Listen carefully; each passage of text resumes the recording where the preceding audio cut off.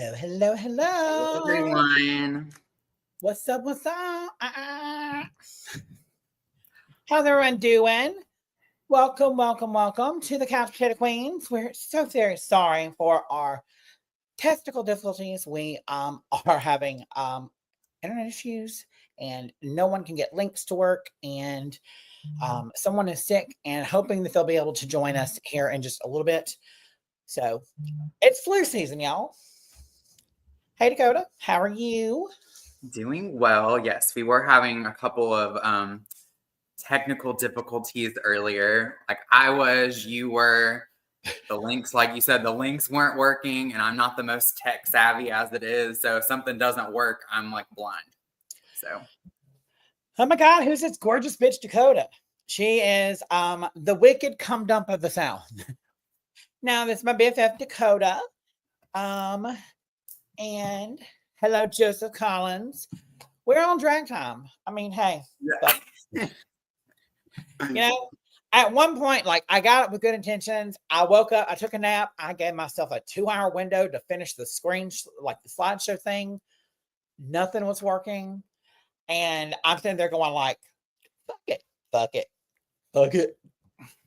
Yeah. When you get two trans women and one of them happens to be a retired drag queen, are we ever going to be on time? Like, what's on time though? Like, it's like a foreign it's a foreign concept. On time is your time usually, and that's just not a time. That's a are you going to be there during the morning, the afternoon, or the evening? And you're like, yes. Mm-hmm. A queen is never late though. Everyone else is simply early.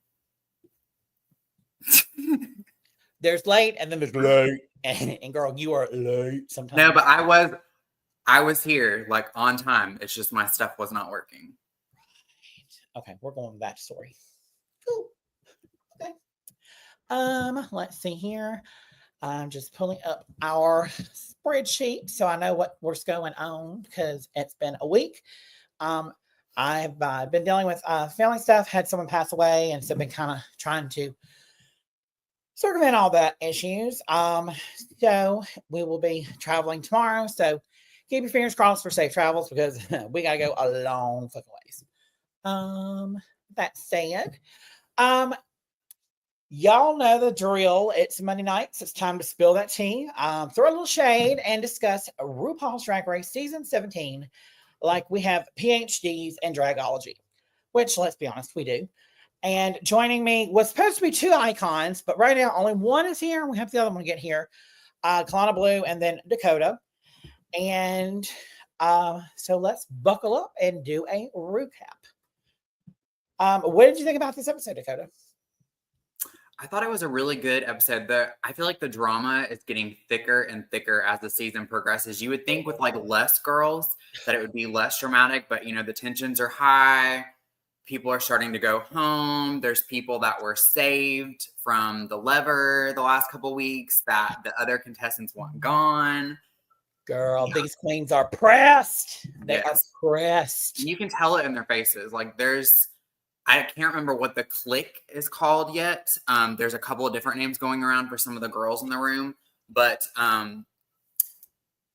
quote unquote, the mean girls this season they were boiling like untucked. No, we'll get to that. It's not. I don't think it's the mean girls. We're calling them the Kumbaya girls. Okay. That's what Lexi's called them. The queens that can't have any fun. So, yeah, we'll go ahead and talk about that. Lexi sitting there and she's like, yeah, we've got a new clique. We've got the Kumbaya girls. And she said, these are the girls who have no sense of humor, who you cannot be yourself around, and who are just pressed, for lack of a better word. I'm trying to see my notes for who it was. And that's Hormonal Lisa, yes. Susie Toot. Here it is, Kumbaya girls. Lydia, Acacia Forgot, Hormonal Lisa, and Susie Toot. And she said, these are the ones that you have to be kumbaya with because they can't take it. Don't know how to banter, but they easily get offended. And Ariadne said, you can't be a drag queen with them, and they just need to go. Well, girl, we need to take a moment and pray for our good sisters on the show, that they understand that just because it is perfect in their mind and they look great and they are a 10 across the board, does that mean that that is what they delivered? You may have a great outfit and you may have a great whatever, but if you don't model it correctly, and if you just walk out there half-assed, you're going to get low. You're going to get just low. Sorry. It just happens. And then you've got Anya Nerve sitting pretty, like giving us okay looks, but always like top tier personality and sass on the runway and in every challenge. So she's sitting pretty. She's like, these girls just thought that looks and their dresses and like all their glamour were going to get them super far in the competition, but they're realizing you actually have to have a personality and sass to get you farther. And they just pressed that my looks aren't as fierce as theirs, or from whatever she said. I can't remember she said something in the last episode. Judge Khan said this season really is given season 3 Heather vibes. I completely agree. Stephen said, I haven't watched Untucked yet. How worth is it? How worth it is it? Yeah, and then Joseph Anderson says Untucked was the show this week, Stephen. Girl, bitches come back on and they're just sitting there stewing, and you just see their hold on. You know what I think helps this season? Hold on, let me pull this up. We're just gonna jump to the screenshot. Since we're already there, we're just gonna jump ahead a little bit. You know, I think what is bringing the drama this season and what's making it so entertaining, almost all of the girls are young. And you know, younger girls tend to be a little bit more catty anyway. But half of the cast are drag daughters or drag sisters of famous drag queens that were very prominent on their seasons, 5, 10, 15 seasons ago. Yep. I think that has a lot to do with it. Yeah. Oh, and Stephen, how is Hormona skating by every damn week? I disagree with you. I actually I'm like the odd one out. I've liked Hormona since day one. I get her personality. She's a bit more demure. I guess because where is it that she works? She's like a paralegal. Yeah. She's like a paralegal in her everyday life. So she's a bit more under the radar with her reads and her shade. Like she'll say something to you, and if you're not listening or you just don't absorb it, you don't get that kind of humor, like it's just going to fly over your head. You just think she's being a bitch or. Well, that for you it does. So what she's doing is she's reading people like she would on a microphone at a local bar. So things that she's saying are things that she would say in a bar or like in a regular conversation. You're not getting it because you weren't raised in that environment and you've never really been around it that much. So it kind of, you're like, what'd she say? But yeah. Hormona too, I watched the Roscoe's recap and she kind of disclosed on her that she is on the spectrum. So that helped me understand her a little bit more too, and some of her weird, quirky things. I feel like she came strong. I felt like she came in and was a little bit more delusional because RuPaul picked her to be on the season. And I felt like that gave her a little bit of an overinflated ego at the beginning, or that's how it came across. But actually, we're going to get into her looks in a minute, but I actually liked her. I've liked her the last 2 weeks more than I did the first 2 episodes, and I did not think I would like her into the season. Like I was very critical of her day one. So I've actually liked her looks. Like at least the last 2 weeks, I've liked her looks. And we know she's a seamstress. That does not mean that you are good at styling or a designer, but she is a seamstress, so she can make a garment. But her body's good. Her mug is always stamped. Like love her dresses. Like especially the dress that she wore on the runway this week was beautiful. Like, like, can I get married in that? Jessica said, Lexi gave us Ginger and Kennedy. It's like the bitter old lady brigade has returned. And you know what? The bitter old lady brigade would be needed. And we need some older queens that have that grit and just kind of raw understanding of how things are. And that's a problem that I see with a lot of the new queens these days, or as we call them, the TikTok queens, is they do a look or they get all this, oh, you're so fabulous, but they don't know how to perform and they don't know how to present it. Do they look fierce? Yes. Is the outfit fierce? Yes. They have all those components, but then when it gets to modeling it, being it, and embodying it, so A for effort, F for results. Yeah, A for effort, girl. A for effort. And Joseph, we're gonna talk about this in a minute, but finding out Lexi is corporate HR threw me completely gagged. Girl, did y'all see? We'll get to that in a minute. So let's kickstart this puppy and start right off the beginning. Bloop. Start the episode off with the queens entering the workroom after Joella's elimination. By the way, the mirror said, visit me when you come to LA. Joella, Ella. I'm so over you and your shit, bitch. You can Ella, A. Bye. It's Joe, but don't forget that. Yeah. Corey King continues on her delusional path where she said, I've now been galvanized to win. She's like, bye, Joella. We will forget you, Ella. Sam Starr said that she wants to know what Corey King offers, and she thought it would be comedy, but it ain't that. She thought it would be performing or her looks, but it ain't that either. Sam Starr shade this season is, I'm living for it. I wish I had some of these girls' confidence. Like, I wish they could see what we're seeing, which I guess they can see themselves in the mirror, but there's some of the girls like Sam Starr saying that though, she can say it because well, like not specifically Sam Starr, like just like what some of the other girls. But think about it. Let's switch it up. Let's say Sam Starr was not saying any of these things, and let's say it was a case you forgot, and she was saying all these things. How would we take it?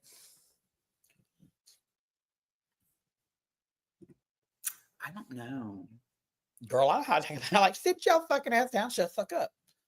Like you have to be able to carry your comments, and some people can, some people can't.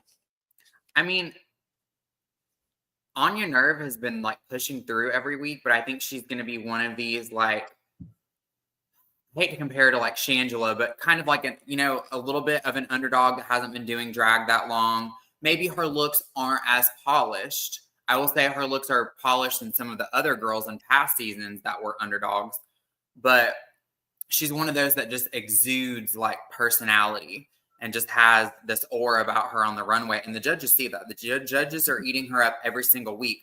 Like, she does well in the challenge, and yeah, her runways aren't amazing, but like it's her personality. Like, they love her on the runway, and that goes a long way. That's really funny you said that, because with Anya Nerve, her worst this season is some seasons' best. Yes.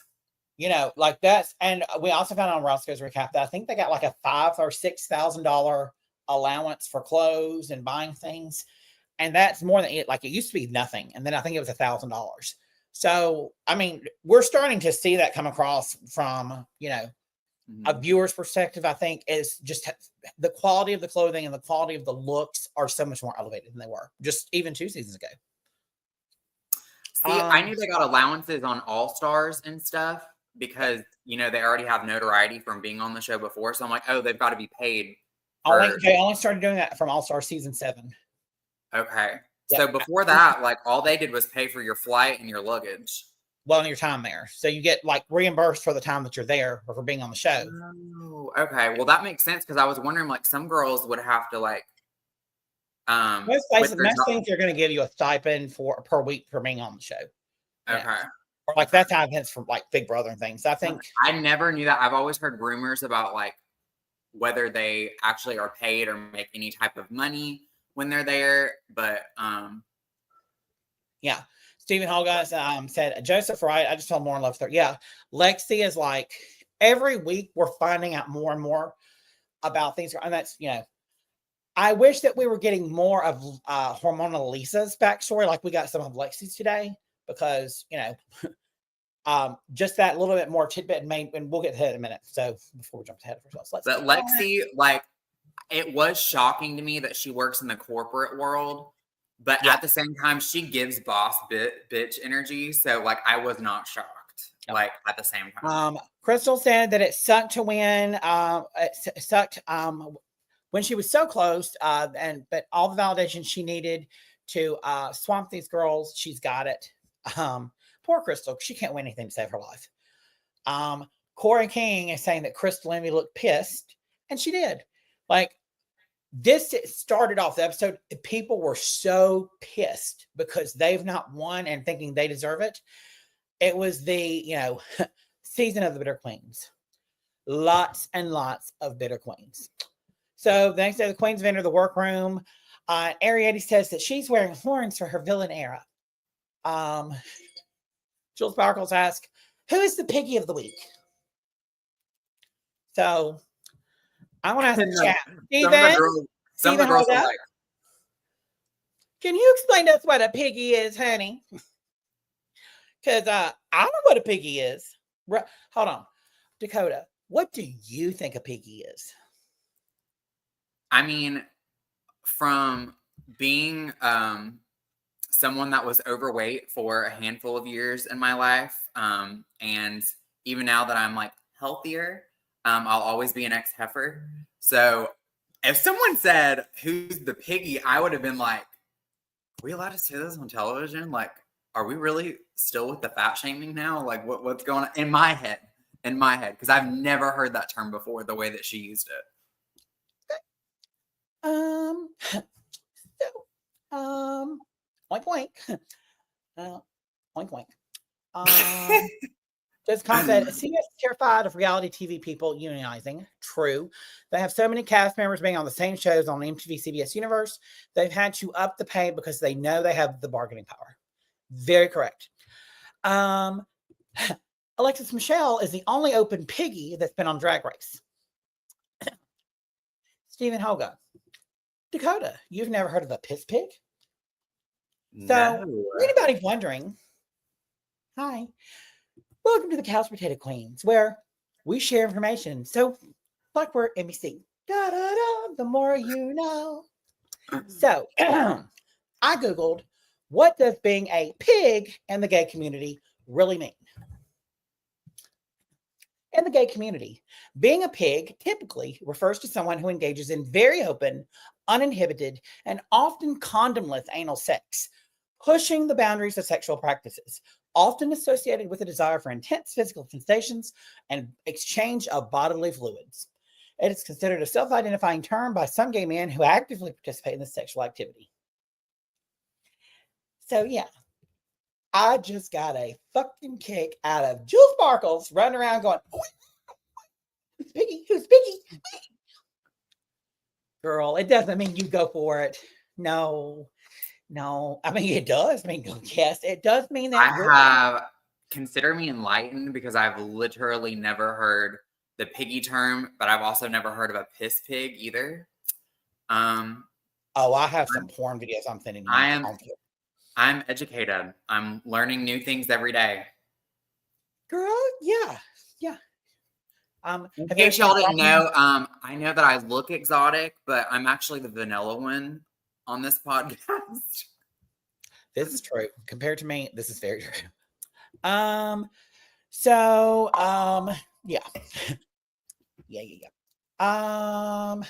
Sam Star said, I thought it meant, she said she thought it meant a good job. No. RuPaul enters, and this week's mini challenge is, by the way, has anybody else noticed that once the queens are done talking, we don't get a room mail anymore? The room mail is gone. Death to the room mail. I guess they needed an extra 15 seconds for the drama this season. Yeah, did anybody else in the chat, anybody else that's watching, notice that? Because me and Mackenzie, we were watching it. We were watching the new episode together via FaceTime, because we're like, I noticed it last week and I kind of mentioned it, and then we noticed it on FaceTime, but I didn't say anything at the beginning on week 1 and 2 because we already knew what was happening. It was the talent show. And then I was just like, well, maybe the third time she came in immediately. And I was like, well, maybe it's just because it was her first time being with all the girls. But yeah, no, it's not there. Yeah, like I don't know how I missed that, because that was like one of the things. It's a small little detail, that you kind of forget about that. I mean, you didn't even pick up on it until, 3 or 4 episodes in. I didn't pick up till you just said something on the last episode, but like, The other she thing already they've done got away that with versus is like, the other thing they've done away with is the queens packing up to leave after they've been eliminated and getting in the van and driving off. They don't do that anymore. So we see them come, they do their goodbye message, and that's it. So, I mean, I understand from a production standpoint that, that's just an extra thing they have to film. So that's an extra. And we may only see 15 to 30 seconds, but that's usually going to be several hours of filming for that 15 or 30 seconds. So I get it. But yeah, just thought it was interesting that it's gone. So the queens, this week's Maxi Challenge is going to be RuPaul Drag Race Live or RDR Live. If anybody doesn't know what that is, that's just knockoff for SNL Live. If you don't know what SNL is, then what fucking rock have you been living under? You need to get live. Some of the funniest, even if you don't watch Saturday Night Live, which I did because my grandparents and my uncle and stuff watched it, and some of the funniest comedic actors that are in movies now started on SNL, like Kristen Wiig, like Amy Poehler, like Tina Fey, like they were writers, Adam Sandler, actors, so good. So Lydia Butthole Collins is nervous, and she says that she's not the best with taking words and making them funny. Yeah. So we find out that the queens are going to read the scripts, pick their roles, and by that afternoon, they're going live, which means they don't get a rehearsal on camera. They get the script. They get to practice it with each other as many times as they want. But when they go on stage, they're doing it straight from the get-go. They can't be like, oh, I got to redo that, or oh, you're flat. All or nothing. Give us what you got. How would you do on this, Dakota?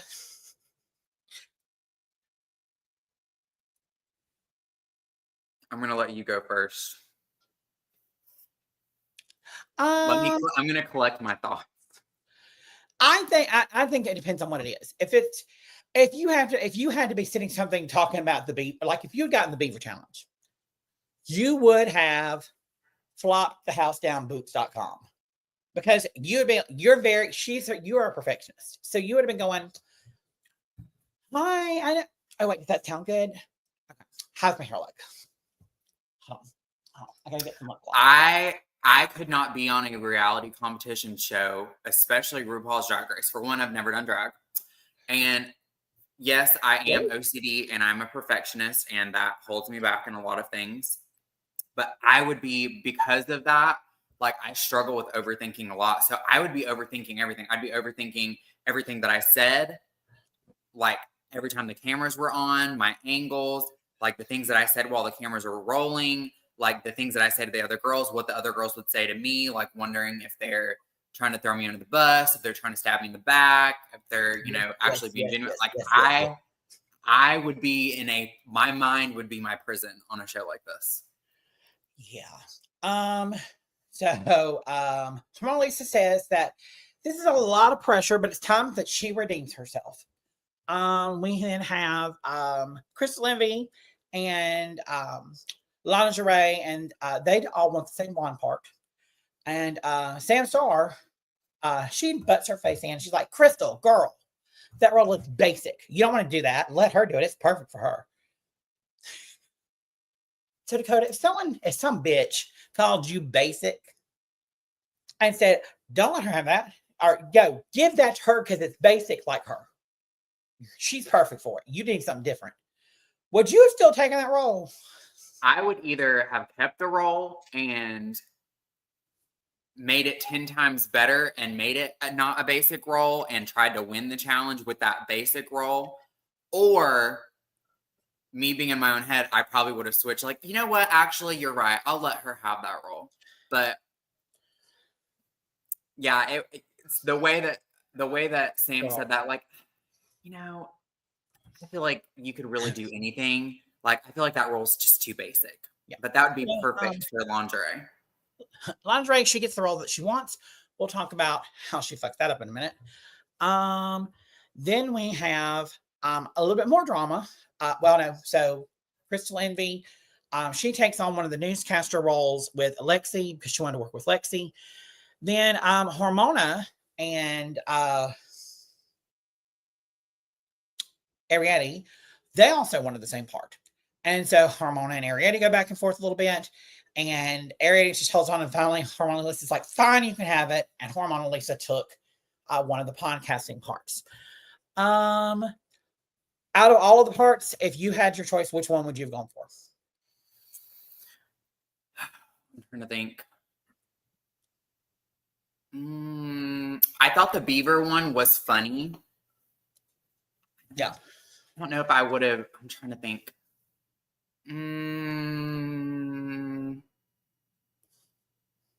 Well, I think the beaver one, that one, I would have been, that's the one I would have chosen. But because we have Sherry Terry and, I forgot her name now, but they did something similar, but it was, they were doing like, God, what was it?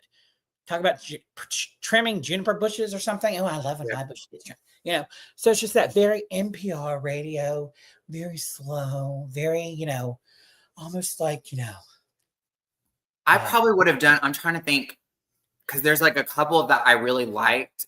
I'm just trying to figure out like if I would actually do them. I think I'd probably do the newscaster one, that Lexi. I can see you doing that. Yeah. Susie and Susie too. I would either be the newscaster. I would probably be comfortable with Susie too, just because like I am a theatrical person and I'm all about some accents and stuff. But I might have been happy with just like the newscaster position. Yep. Stephen Holga, I want to know which one you would have done. Piss Pig is not one of them. You can't pick. You cannot choose Piss Pig. And Joseph Collins, which one would you have done if you were in this challenge? Which one would you have fought hard on? If someone else had that role, you would have fought hard and doubled down on it. And then finally, Anya Nerve, she decided that she wanted to be the host, and she was like, everybody was like, nobody wanted to host the hosting role, and no one wanted to host it. They said they didn't want it because, oh God, who was it that went home 2 seasons ago because she hosted? Yes. You cannot use that as an excuse. If you are first of all, she did that and she had never really hosted anything before. She'd never really done mic work. If you are a queen and you are on a microphone and you know how to do mic work, the hosting is the easiest fucking job. All you have to do is read it and say it. You get like the challenges where you become the host to stand out, but you have to write your own material. Like, oh my gosh. No, they didn't have to write any of it either. All of this was written. Exactly. Yeah. Like I like the host role. The host role gets you brownie points because you're by yourself, which I think is good. I don't know if I'd be comfortable in the host role just because I've never hosted before. Hosting and being in a group challenge is completely different.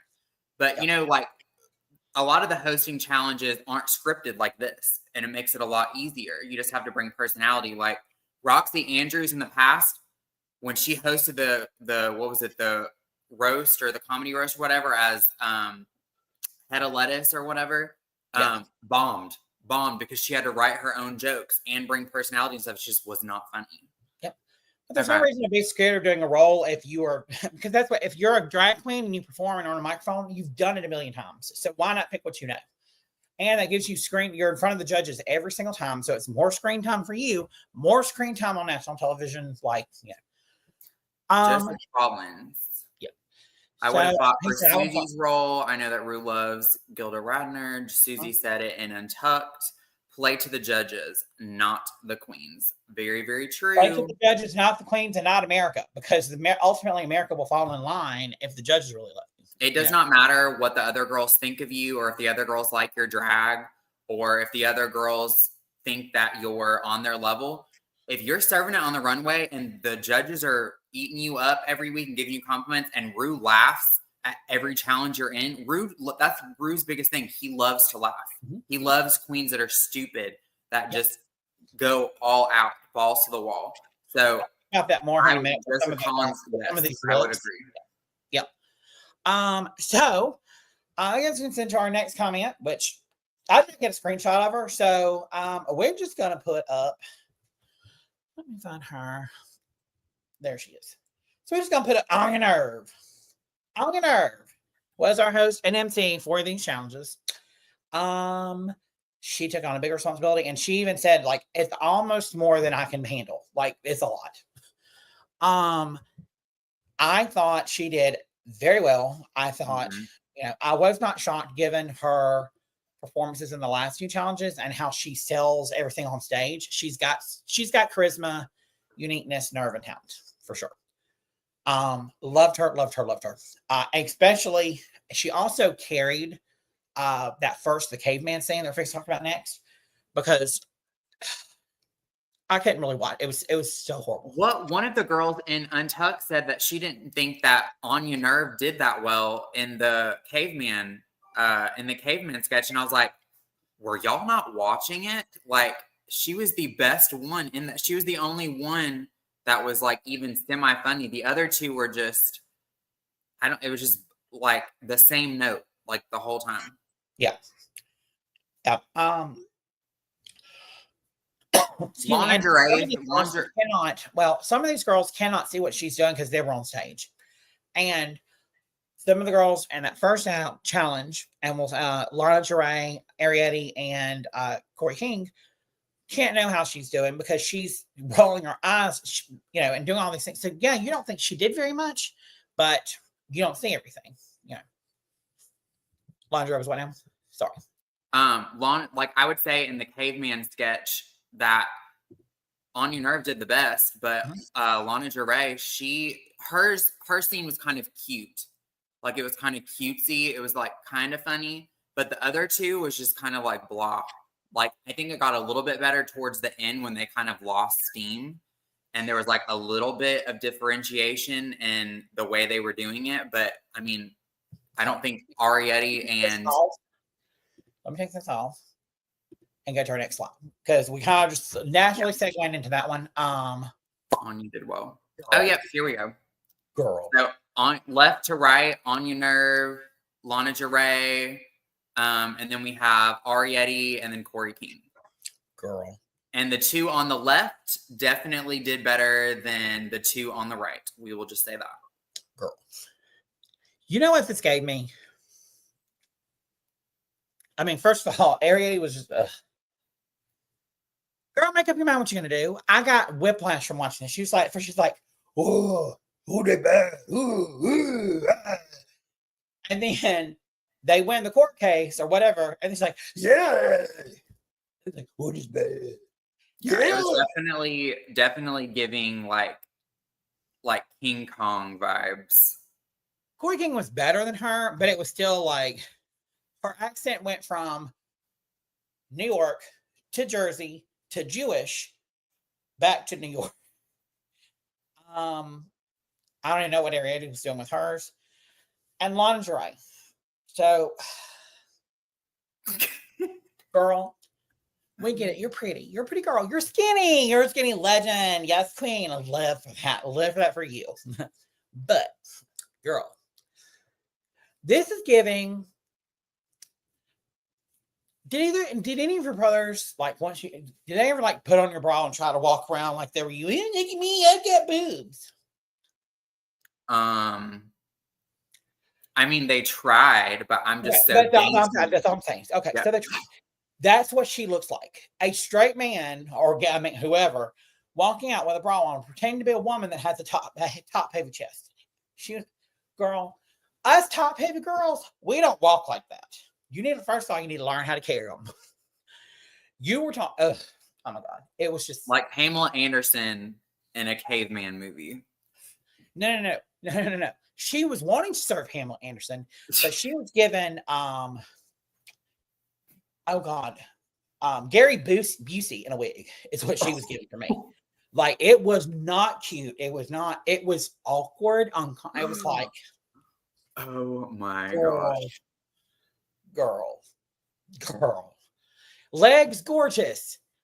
Arms gorgeous. From here up, girl. Really, girl.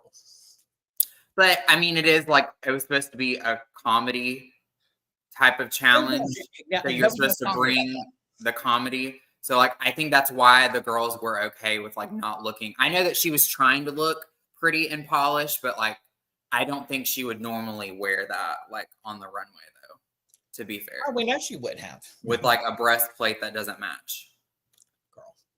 Girl. Anyway, moving right on along. Our next sketch is going to be the NPR sketch. What do you think of the NPR sketch?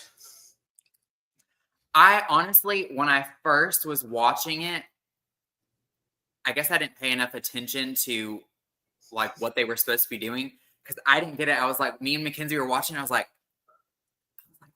I don't know. I was like, why is there so many like homoerotic undertones in this sketch? And I was like, why are they whispering? Oh my god! Like, is this supposed to be ASMR? And you're like, girl, they're a lesbian ASMR podcast. And I'm like, so these are they were two monogamous lesbians who have a podcast together talking about their love for beavers. And you know, by the way, Harmona Lisa did not know until this episode that beaver was another term for a woman's hoo-ha, her nanny bits, her vag, her glamour puts. And then she said, why is it? Because it eats a lot of wood. Oh, that's it, isn't it? It's called a beaver because it eats wood. That would be me. That would be me. Yeah. But Harmona Lisa is the obviously very, very horny leads. Like, she don't need a beaver. She don't need to lick a beaver. She needs to get like a whole dam put up in her beaver. I mean, in this challenge, you would believe that she was a lesbian and she had this ASMR podcast off the show. I mean, she did really, really well. I thought all of them did really well. The judges didn't really eat Sam Star up like I thought they would. I like Sam Star. Like, I thought that she was trying to give us, like, remember when Kim Cattrall in Sex and the City had like that 1 or 2 episodes where she was a lesbian? That's who I thought she was giving. Like, she sounded just like Samantha in Sex and the City. Girl. Samantha's got it, but Samantha's like, what are you talking about, Carrie? You know, her voice is more like that. Sam's more like, don't be so pressed on. Like, she was giving a lesbian who went on testosterone block, or she went on T-shots, and she's trying to become a man, you know, and then, or she did to bulk up, and then she went back off it. Like, it was just very, very that. But it sounded like Sam Star's voice sounded like she should be able to like lift 1,000-pound weights with her 2 fingers. Like, that's what her voice was giving for me. I actually, I'm like you, I liked it. But Sam, and I told Dakota from this point on, every time we're on the phone and she's pressed about something, I'm just going to be like, Ellen, get a hold of yourself. Because every time Harmona would start going, I should be like, Ellen, get a hold of yourself. She, like, the judge brought up like 2 different references for like the voice that she was doing. And that made sense too. But like in my head, like my references, like as soon as I saw the hair and the outfit and like her makeup and everything, and like the way she was, even though her voice she's trying to make her voice deeper. She was giving me Rachel Maddow, but not as like a deep of a voice as Rachel Maddow has, you know. And I know they wanted the Southern, and I think they probably wrote it for that because they wanted to do the Southern thing. But I thought it would, 2 Southern voices would not have played well off each other. You know, like a Midwestern and like a New England, yeah, but you know, 2 Southern queens trying to talk real slow about beavers. And Ru did make a good point. Ru was like, if you do something well and it comes natural and you don't have to overthink about it and get in your head, like, do it. Like, a lot of the queens are like, oh, I need to do something different because we are both from the South. We both have Southern accents. We need to do something completely different. But 2 Southern lesbians talking about their beavers would have been hilarious. Well, it would have taken, instead of it being an NPR vibe, they could have really taken it a Southern trailer trash vibe. Yeah. I still think it would have been funny. Jill Sparkles, to me, her accent was very bad. She went from British to American to Southern to Australian. Very transatlantic. Yeah. And then Jill Sparkles and, of course, Hormone Lisa are, hitting it off. And then Jill Sparkles wants to show everyone her hairy beaver. And then, of course, Hormone Lisa gets all turned on and hot and bothered by that and wants to show her fat beaver. And then Miss Sam Star comes along and she's like, well, I'll show you my shaved beaver. Loved it. Absolutely loved it. I do agree with what they said. They said it would have been even better if they would have gotten all their beavers that they put up on the table, if they would have like had them in their lap. So it literally looked like they were pulling them like out of their crotch and putting them on the table. Yeah. I think that would have been funny. Next we have our musical guest for the week, Miss RuPaul, with her song "The Devil Made Me Do It." Now, y'all, this is a bad screenshot, but girl, I know RuPaul is old, but she did not do herself any numbers with it. Like, if y'all have a chance, go back and rewatch it, and just the last 10 seconds of it. That bitch looked like she needed a oxygen tank. She needed to get like her life alert because she looks like she's about to stumble and fall. And then she's almost like,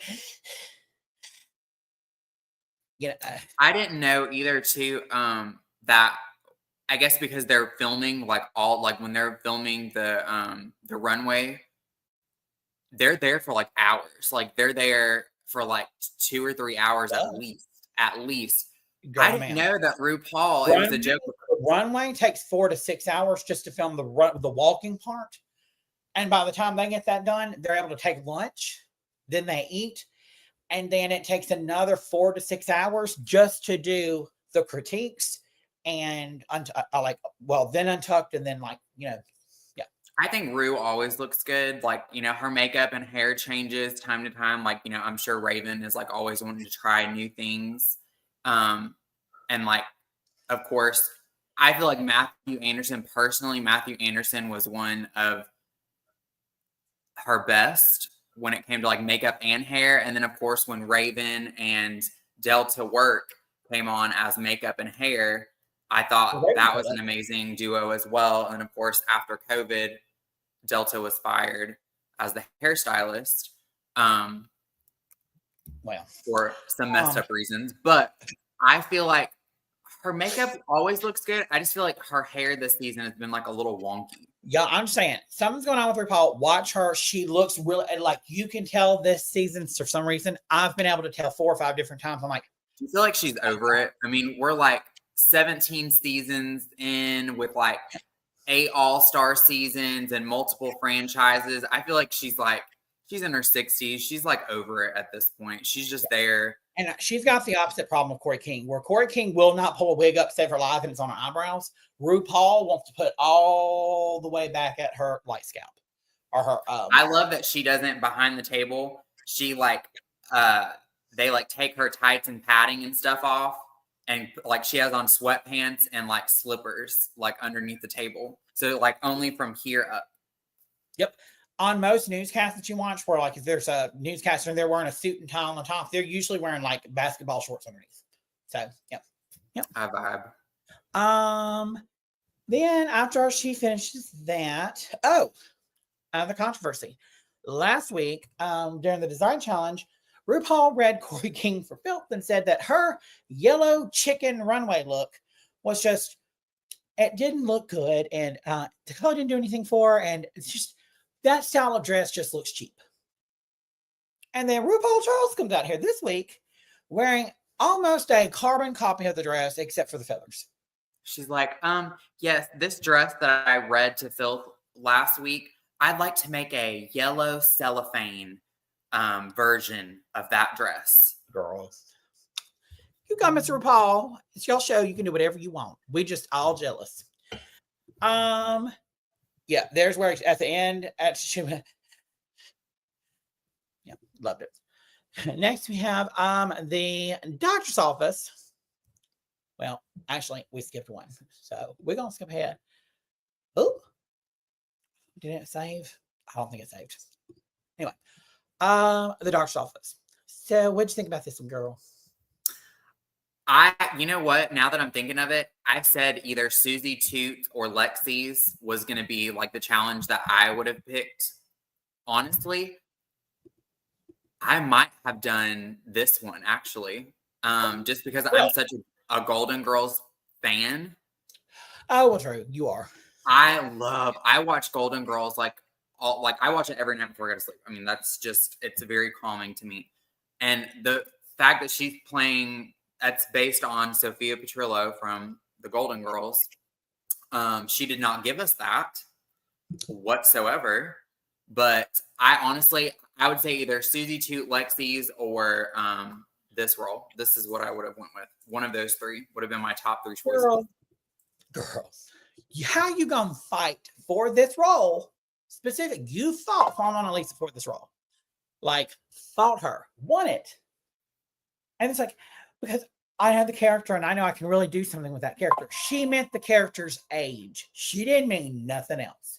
She didn't mean she could do it because I'm a Golden Girl stan. Nope. And Akash forgot to sit there. Picture it, Sicily, 19. Yeah, I knew what they were going for based on the sketch. And Keisha Forgot did really well. Like I thought she was giving me Acacia. She was Acacia, not in Acacia. Acacia. Sorry. I thought she was giving Blanche Devereaux. That's who I thought she was giving. She did really, really well in this role. Like it was probably one of the best she's done in the challenges like this whole time. But we watched it together. Well, I'd already watched it. Then I called on YouTube and we watched it on or we did a FaceTime and watched it. And I was like, she looks pretty. She can look pretty. Oh my God, she's pretty. Like, so good for her you made it this far. So why should you listen to anything I say about it? She's wearing a dress past her knees finally. Yeah, exactly. But good girl. Gave something different. She looked different.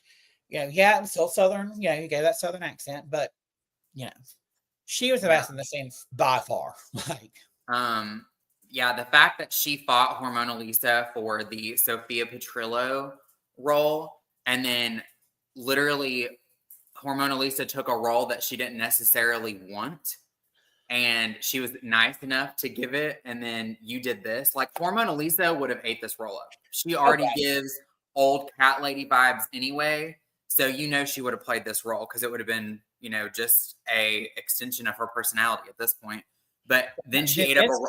Now the second, maybe it's a third, but at least two that I can think of where a RuPaul's Drag Race contestant has tried to do a Golden Girls impersonation, or in this case was supposed to, and they fell flat on their face. Elliot with 2 T's, I think, did it. Rue McClanahan, and then I think in the Snatch Challenge. Yeah. And then there was another girl that did Rue McClanahan in the UK on the Vivian season that she won season 1. She did Rue McClanahan, and it was actually kind of funny. It was because she was like, for the US versions, I just need, because the US show, I need a US queen to come on who is on like, I don't know, Jinx Monsoon's level of like Judy Garland, and I need to do I need a complete Golden Girls like little moment. Yeah, we haven't had that, and I think that would be like iconic to have because no one has really been able to do it yet. A lot of people talking and running their mouth, but nobody's been able to deliver. I don't have the next one, so I'm just gonna put an overlay here of Queen News Network or update. This was probably one of the most cohesive and strongest out of all of the sketches that they did. And I will say Crystal and Lexi did well. I know that Lexi did a little bit better, but of course, she's used to talking and because of her corporate job. But Susie definitely stole the show with this scene. Like hilarious. Like, so you and I, so I watched it first, and when I watched it, I don't know, there's something about that it did not sit well with me. I don't know what it was. I don't know why I didn't like it, but I actually thought, I'm like, girl, I was like, it's pretty good. There's something, but I'm like, there's just one that's just really inappropriate. And then when we watched it with her, I was like, I mean, it's not my taste, and it's not something I would say or make like on a national TV show talking about a teenager catching a teenager jerking off and telling them if you're not gonna let. I guess RuPaul catchphrases, but I don't know. It set bad with me just because of the political climate that we're currently in. It's just, that just gives people another reason to say, oh, look, see, they're talking about teenagers masturbating. Yeah. That's the only reason at first, but it was funny. And I did not deny that Susie too is a fucking genius. Like most people come on to RuPaul's Drag Race just wanting to do things the way that she's and they think that they're on her level, and only like a few have probably been on her level. Even that's what we've said like the last couple episodes. Even the queens, because they're all like almost all of them are under the age of 30, almost. And I will say for most of them only have been doing drag for a couple of years. Like, I don't know if it's just because social media has progressed so much and like drag is so much more popularized and normalized now. But even like the least seasoned queens out of the cast are still like eons ahead of some of the unseasoned queens from previous seasons. Like we saw like so much drag that was very, very unpolished. And they thought it was, but it was very, very unpolished, like very hodgepodge the last handful of seasons. And they just kind of like slid by. But like even like the queens that aren't as poised and seasoned this season are eons ahead of some of the other seasons queens that were in the same position.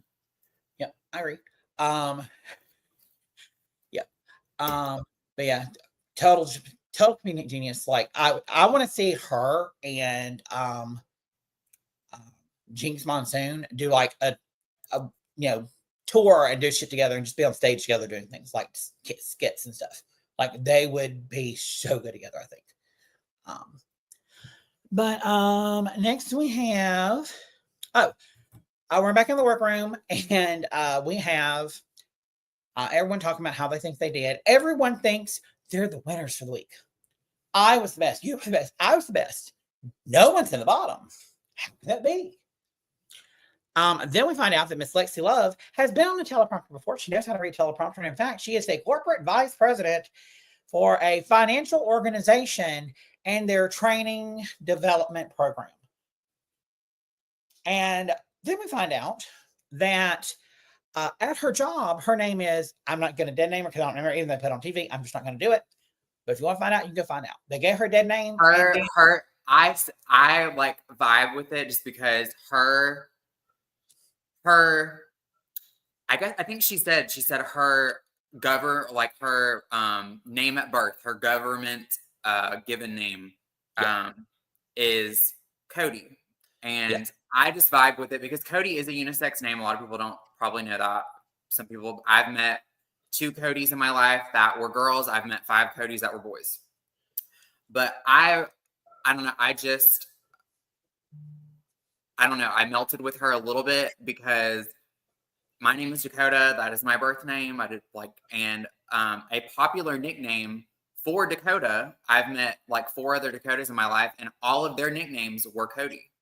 So I don't know if that's just a thing, but like I'm Dakota, but my family always says, unless they're pissed at me, always call me Cody. So. I only met one other Dakota, and y'all are both whores.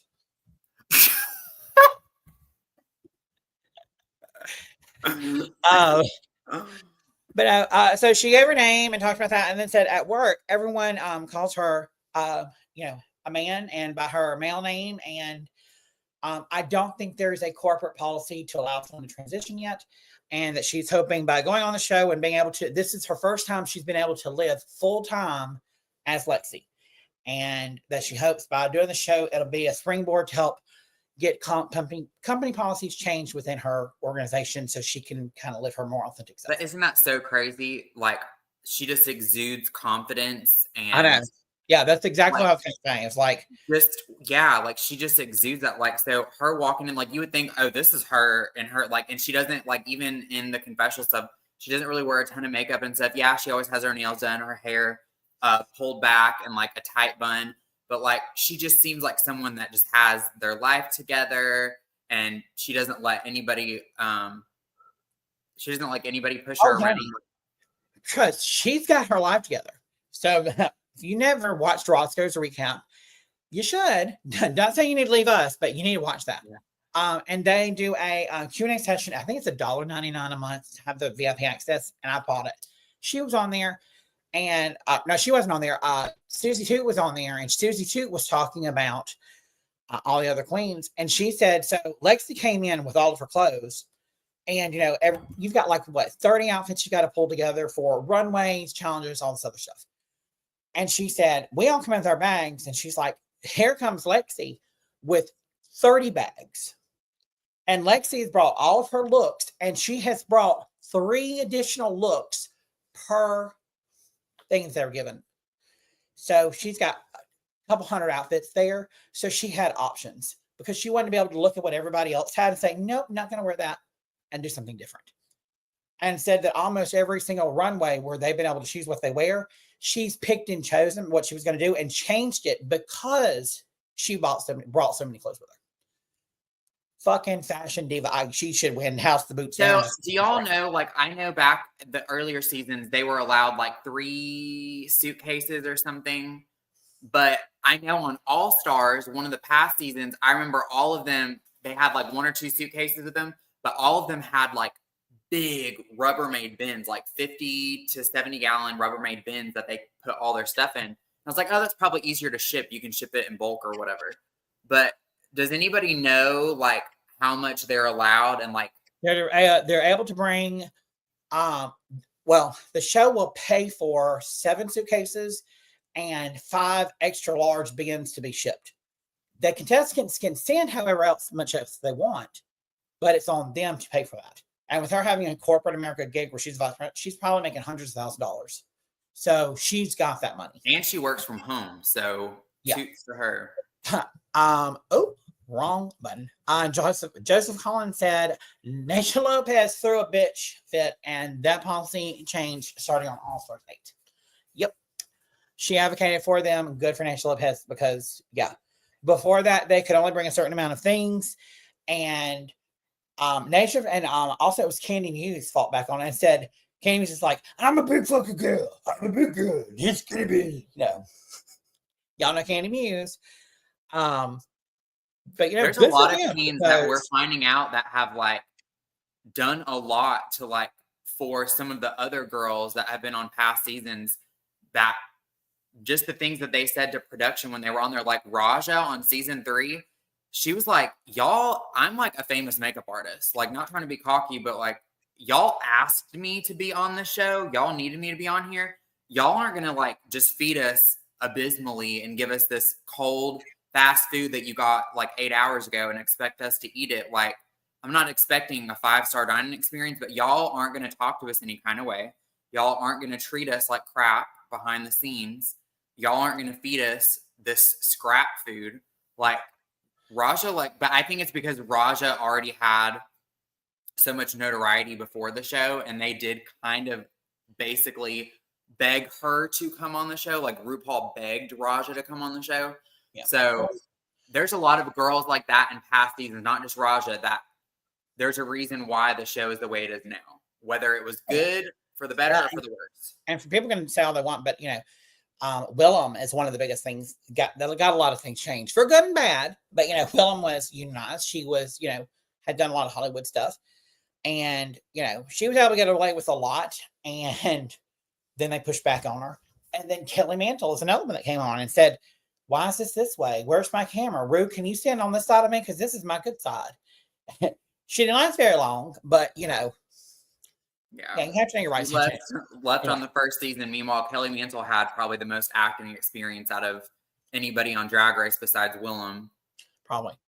But so just shout back out to get this on topic. Back out to Lexi for being her true authentic self on the show. Hopefully she can continue that in the real world. And I just like saying that because Oh, also, before I forget, do you remember how we brought up at the beginning of this episode how they haven't been doing the, ooh, girl, she already done had hers at the beginning? But have you noticed every challenge that they've had, they have not had any direction from the judges? They've all been doing it by themselves. Every single challenge, all of these have been by themselves. Like the judges have give them like no direction. Like there's nobody in the room except for the cameraman. Well, that's the same every other season because they don't really get. RuPaul comes through and does walkthroughs, and they probably have done walkthroughs on some of this, but like the RuPaul's Drag Race Live thing, it's not really one that they need a lot of direction. And okay, when there's more queens, it's harder for them to have that one-on-one or to give them the time that they need. So I think based on knowing how it works and seeing shows that they probably have said, let's move some of our content heavy things where we need more time to show things on screen to the beginning of the season, like some more of the, runways where they're making, where they're doing design challenges, RDR Live, talent shows, put those at the beginning.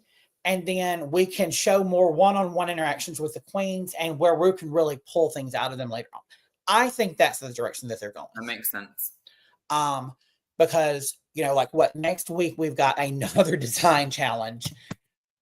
This will be 2 design challenges plus the recording or the commercial challenge plus, 2 live challenges before we even have gotten to Snatch Game. Hold on, I'm looking and see RPR. RuPaul Drag Race. Yep, Let's Get Seasickening as the next ball, and then the one right after that is going to be Snatch Game. So yeah, we've got those 2 coming up. Yeah, and then after Snatch Game is going to be the Ru School. So that's the order for the next couple things is going to be Let's Get Seasickening Ball, Snatch Game, and the Wizard of Oz, the Ru School. That'll be fun.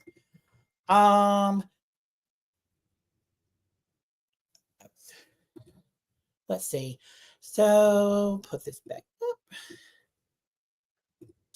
So runway time. Here comes RuPaul again. And I took another screenshot just because which shot I was like, God damn, that bitch looking old. Like, girl. I don't know. As we age, our faces, especially if you're skinny or you lose weight when you're older, you lose a lot of collagen and definition. So like your face just looks really, Drop Dead Gorgeous. The queen that won Miss America, whatever, and Drop Dead Gorgeous. That's anorexic, and they're rolling around in the wheelchair. Dog, Mm-hmm. That's who RuPaul looks like right here. Well, wearing the wig. I think RuPaul definitely gets a little Botox and filler because definitely doesn't have the normal signs of aging for a 60-something-year-old biological man. I will say every time I say it, which y'all can do it to me too, I look old too. But girl, are you okay? I think it's the way that Raven's painting her where she's not bringing it all the way in, trying to widen her face because as we get older, we lose collagen in our face. So we start to look, hollow and haggard. So I feel like she's painting like her face wider and bringing her wig because she shaves her head. So she brings her wig back farther to give her more face, but she's also painting her so her face looks more voluminous and wide so it doesn't look so narrow and haggard. Yep. Then we go to runway time, and runway this week is going to be I can't find my note. So the runway for this week was Tickled Pink. Love. My favorite color is pink, so love this challenge. Oh, great, lovely. There's the one I was looking for earlier. Up first, in case you forgot. I fucking loved this look. It took me back to the 80s. I felt like I was watching Jim and the Holograms again. I felt like, Jim and the Holograms had a butt fuck with designing women and out popped Case Forgot. I liked it. I just wish there was like a few edits. Like I feel the like the cone points like on the sleeve, I know it's supposed to be like an exaggerated shoulder pad, and it is an homage to like the 80s, but I wish that wasn't there because the top is so busy and it's so voluminous up here, and then her dress is short, which I don't mind the dress being short. I just feel like there's not enough like va va boom at the bottom. So I wish that like the top of the sleeve wasn't like as high. And I do like the dress. Like as is, if she kept the dress as is, I wish she would have wore a different wig. Yeah. Yeah, so for me, I would steal this or mop it. I loved it. I would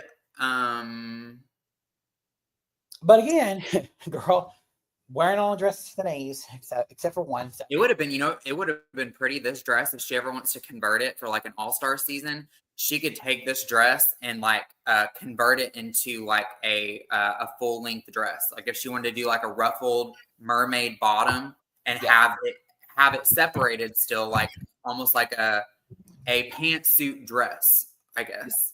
That would be really cool. I'm surprised by her because so far she, for me, was the bottom of the barrel when we first started, season or episode 1. And for me to be kind of enjoying her now, I feel like she's going to be a good all-star queen in the future to compete. And this would be a good look to when I think they did it better. It was great then, but you did it better now. This would be a good look to see her elevate once she's gotten her Drag Race fun glow up. That's how it's been. Like a lot of the seasons are that way, where the girls that you think you'll end up liking, you end up not liking towards the end, and the ones that you like didn't really care about are the ones you end up loving. Yeah. So she's just one of those that kind of like has grown on you like a little bit. Yep. Next we have Miss Ariete. Love. She does not disappoint on. Like challenges aside, she does not disappoint on the runway. Like just visually beautiful. Like, I mean, her face, her makeup, her like wigs, the headpieces, the outfits. I mean, everything. Like she's definitely. She needs to work on her presentation skills. And by that, I mean simple things like watch Anya Nerve and Sam Starr. They wait till they're at the very end of the runway and pause before they do any reveal, anything, take off anything. Her Ariete and everybody else, it's coming. They're not really hitting a stopping point. They're just coming out and going. You need to come out, stop, then go, then reveal. And it's just a little, she'll work on it. She, I think, will be a future All-Stars winner. I'm just going to call it now. But yeah, I would mop this. Or no, this is Slay for me. Slay for me. Yeah, Slay of the day. Next we've got Crystal Envy. I like it. I would mop it. Yeah. I'd love the bubble pop. And Carson Presley even said on the Ross Gibbs recap, he's like, that was something we've never seen before, and it made it memorable. Well, Bob, what I was saying is I love Crystal Envy. Like she has another one that's been serving looks this season. Not every single runway. I haven't enjoyed every single thing, but she's very beautiful. She knows her body. She's given us a lot of good looks this season. She's been doing really well in the challenges. I feel like it's okay. I just feel like I've seen it before. Do you remember Bob the drag queen on his original season? It wasn't bubblegum, but he did like a pink melted paint on his like bald head, and it was like a rubberized wig. Yeah. It kind of gives me that, but there's somebody else that wore something similar to this. It's just it's like still paint on the I can't remember. It's just like, and kind of like when Roxy Andrews did the candy challenge on you think about was it it was the blood. It was like blood splatter or like a bucket of blood. Yes, with like the paint bucket with like the red glitter as the hat. Yes, I remember that too. It's okay. I feel like I've seen it I feel like before. I've seen it too. So that for me, it's just eh. And But I wish the if boots. she can come back from this season and go to an All Stars where she brings the iconic looks that have made her like love for this season, but all the other looks just elevate them a little more. For me, this is kind of giving, I'm running out of money. And so I'm trying to do something that's just going to get me through. Yeah. I feel like when they give them like what looks they need to bring based on the challenge, I feel like this would have been like one of her first challenge looks. But because they don't give you the order that they're in, I feel like this look was, she probably thought was probably going to be towards the beginning. Because this is probably one of the, this almost looks like a look that a lot of the girls would have walked in the work. To be fair, like I said, they give them like $5,000. That only covers maybe 2 outfits, for the show. So, I mean, it doesn't. And I don't mind the outfit. It's fine. The boots, I wish she would have, it would have been dripping down the boots because that looks like pink flames, not melting bubblegum. Hormonal Lisa. Love. Slay of the day for me. I know for most people it'd be like, oh, it's just another pageanty dress. I love this dress. A mermaid looks amazing on her. I love the material. I love. I very love polished, very pageant. And even RuPaul's calling because she embodied on your nerve on this runway because she was walking slow and then she just turned it up. RuPaul's like, and pageant pose, So love. Yeah. Yeah, I love the like the lace type of appliques that is like sporadic, like all over it. And then she's kind of got like the flower right here at the top and it's strapless and it hits her right, like her hips. And then it like starts like right at her knees at the perfect length where it doesn't make her look super short. Joseph Collins says, and covers All Star 6 8 times if you're Roger. She spent $800. Yes, she spent $800, but look at what she wore for All Star 6. She only spent $800, but she's been collecting items for 20 plus years now since she did like when Raja was on the All Winter season. Yeah, Raja's. I feel like Raja's looks on the winter season were amazing because she. No, I think he's talking about Raja O'Hara. Oh, okay. Yeah. I was about to say, I was like, Raja from All Winter. So I was like, she made most of those looks. I'm just saying right now, Raja O'Hara, like what they're pulling, the looks they've been pulling the last 2 seasons, Raja O'Hara wouldn't be able to do away with that. She's good, but she's not that good. My opinion. And I would like to be proven wrong. You know what? That's an idea. RuPaul Drag Race Producers, I know y'all watch us because you love us. And you liked one of our videos last week. Hi. Do me a favor. Make that a challenge. All these fashion divas and sewing queens like Raja O'Hara, Trendy the Tuck, all these good Judies that can sew, come and have them do an all-star season where it's nothing but design challenges and you give them a budget and you watch them go and create it. I would watch that. That would be fun to watch.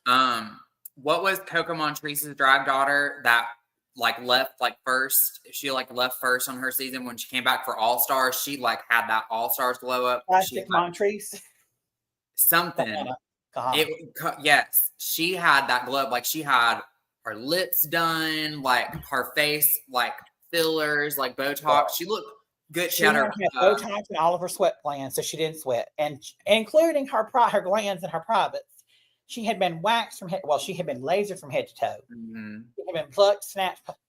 She could not go. She lives in Vegas. I don't know how she goes out in the heat in Vegas. She'd melt. Yeah.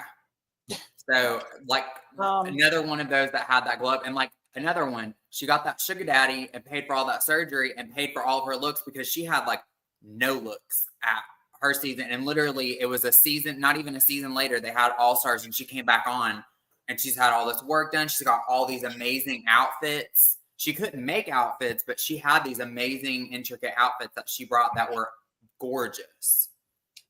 Next we've got to let me take that off. Is Jill Sparkles. Love. Another third slay of the day for me. Love.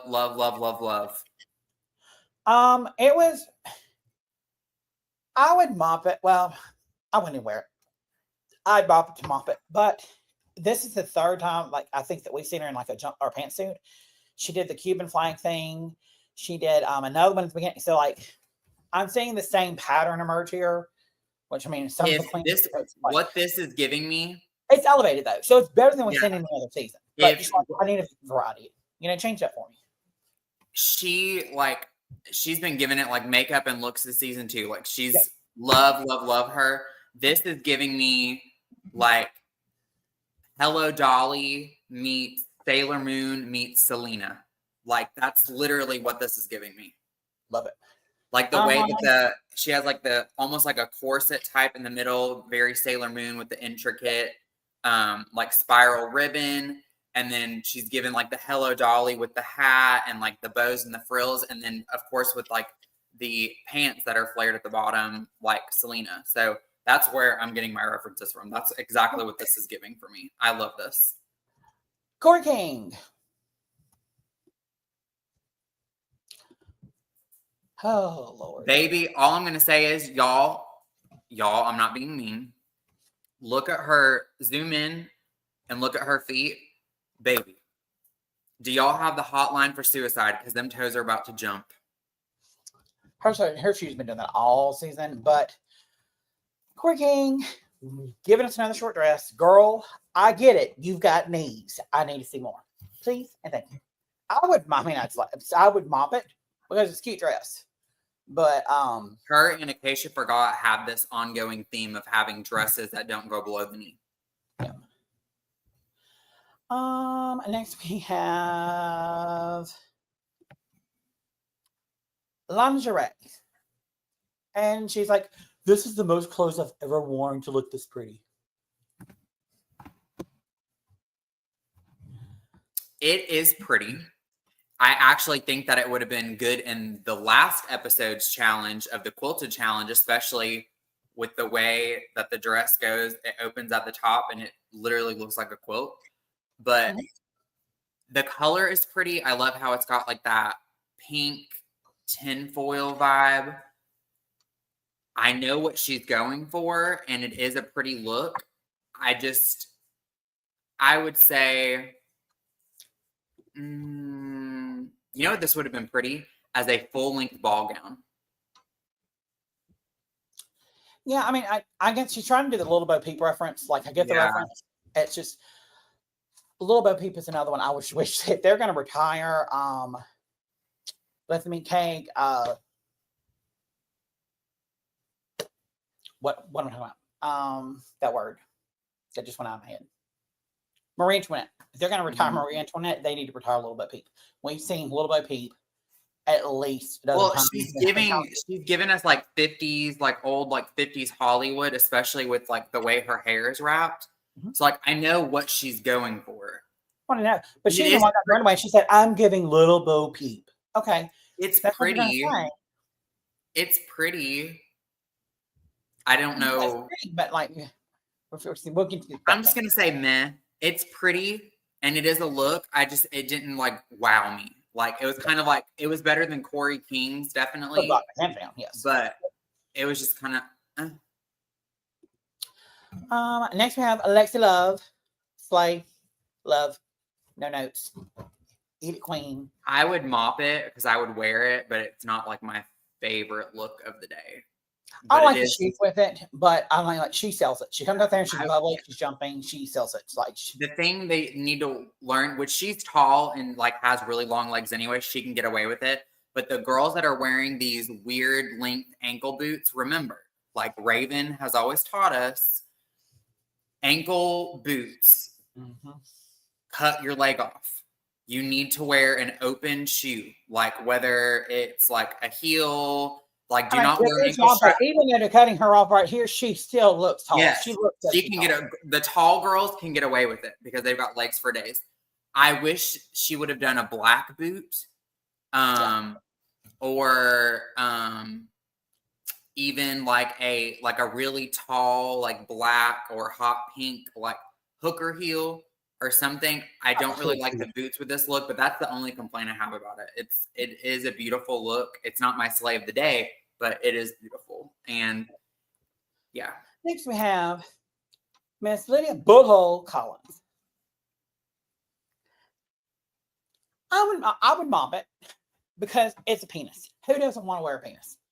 But another one where It's funny, it's campy, it's glam, and she's got like the feathers coming out of the headpiece. The headpiece.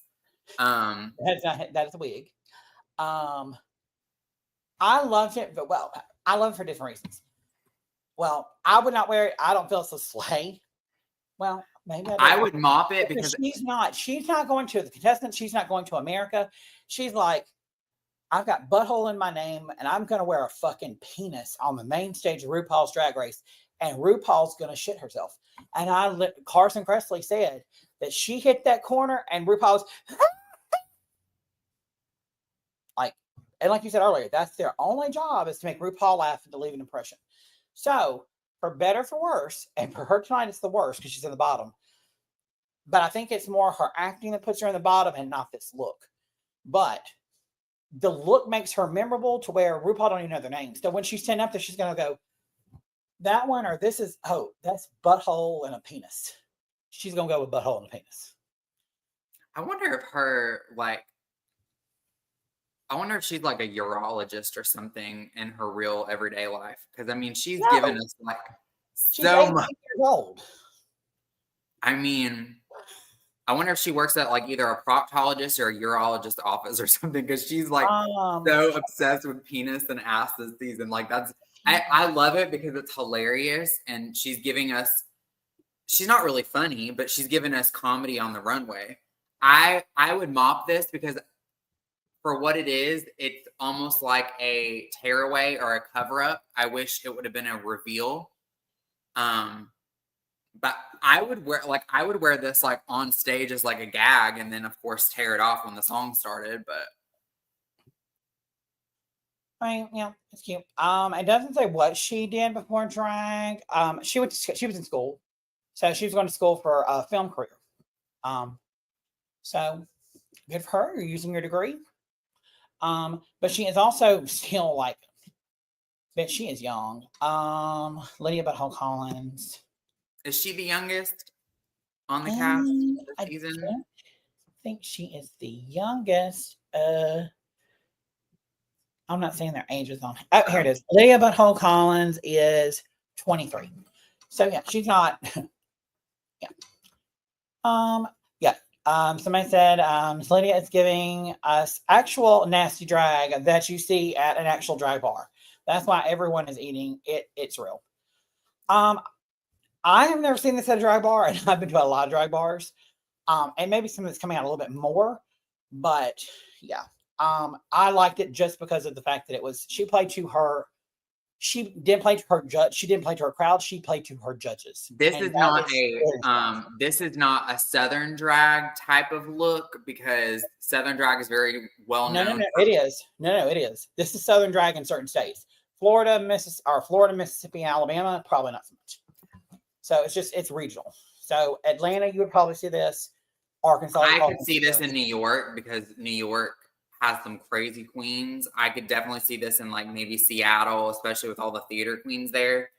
But just that I was saying this in Memphis. Yes, you would see this in Memphis. Yeah. Yeah. So yeah, it's just but again, she's not. Again, it's making yourself stand out, like what you said, and Rue's gonna remember her. And I think she's no matter what happens, well, she's gonna come back for an all-star. So, on your nerve. We talked about this. This is a couch catastrophe for me. I fucking hated this. I cannot. Yes. Well, she wins the challenge, but this. I don't know how. Runway could not have been taken into account at all. I kind of want to just say meh, like, because it's. I don't know. I felt like the judges were going to read her on this look, because although she did do amazing in the challenge and she sells it on the runway, this look, like, I feel like if anybody else, no matter if they did good in the challenge, looks like this have sent people home in other seasons. Yes. Like, compared to the other girls, they get onto the girls. If, you're doing your makeup, we want to see like pretty makeup, or like another girl, like, we want to see you wear a different colored wig. You're wearing the same colored wig every single week. And then the other girls, stop relying on your body. I don't want to see a leotard or, you know, a corset and a skirt every single runway. Like, well, she's not sort of the same thing. She does give different looks. With this though, it's like you can see her breastplate on the side, you can see where it connects, and there's just a little bit of finishing touches here and there that I'm just like where Sam Star needed to edit things down. Well, we'll talk about that. Yeah, that was last week. But no, it's not. I mean, it's cohesive where like the sleeves and like the leotard and the headpiece and the boots all match. That's fine, but it's a leotard on a runway on episode 5 after they've said no more leotards, nothing, do not, no, like I don't. And also, I noticed it on the runway, and you can really see it in the picture. Do you see, like, I don't know if it's like her padding, because I don't know how she pads, but you know how you wear like a good like 3, 4, 5 pairs of tights to cover up like the padding and like the unevenness and like the lines and everything. I don't know if she's just not wearing enough or if they're discolored, but like, can you see the line right here going over her hip on both sides? Yeah, I can. Yeah. Do you feel like maybe it's like a corset built into the outfit that's nude colored, and she didn't wear enough tights to cover it up or something? Possibly. They don't have a lot of time, but hey, again, she slayed the main challenge, so it could just be that she was so fucking good that it didn't matter what she could have walked out there in a bag, and they'd be like, perfect. Right. I don't think she should have been like maybe in the top 3, like they said, because she was good in the challenge, because this look didn't send her to the top 3 for me. I feel like she was just safe. This was just between her challenge that she did amazing in, but then she brought this look. I feel like it was just safe. Yeah. All right. It's I'd say couch catastrophe because I'm not a fan. Then we have Miss There's the Chart. There's the Chart.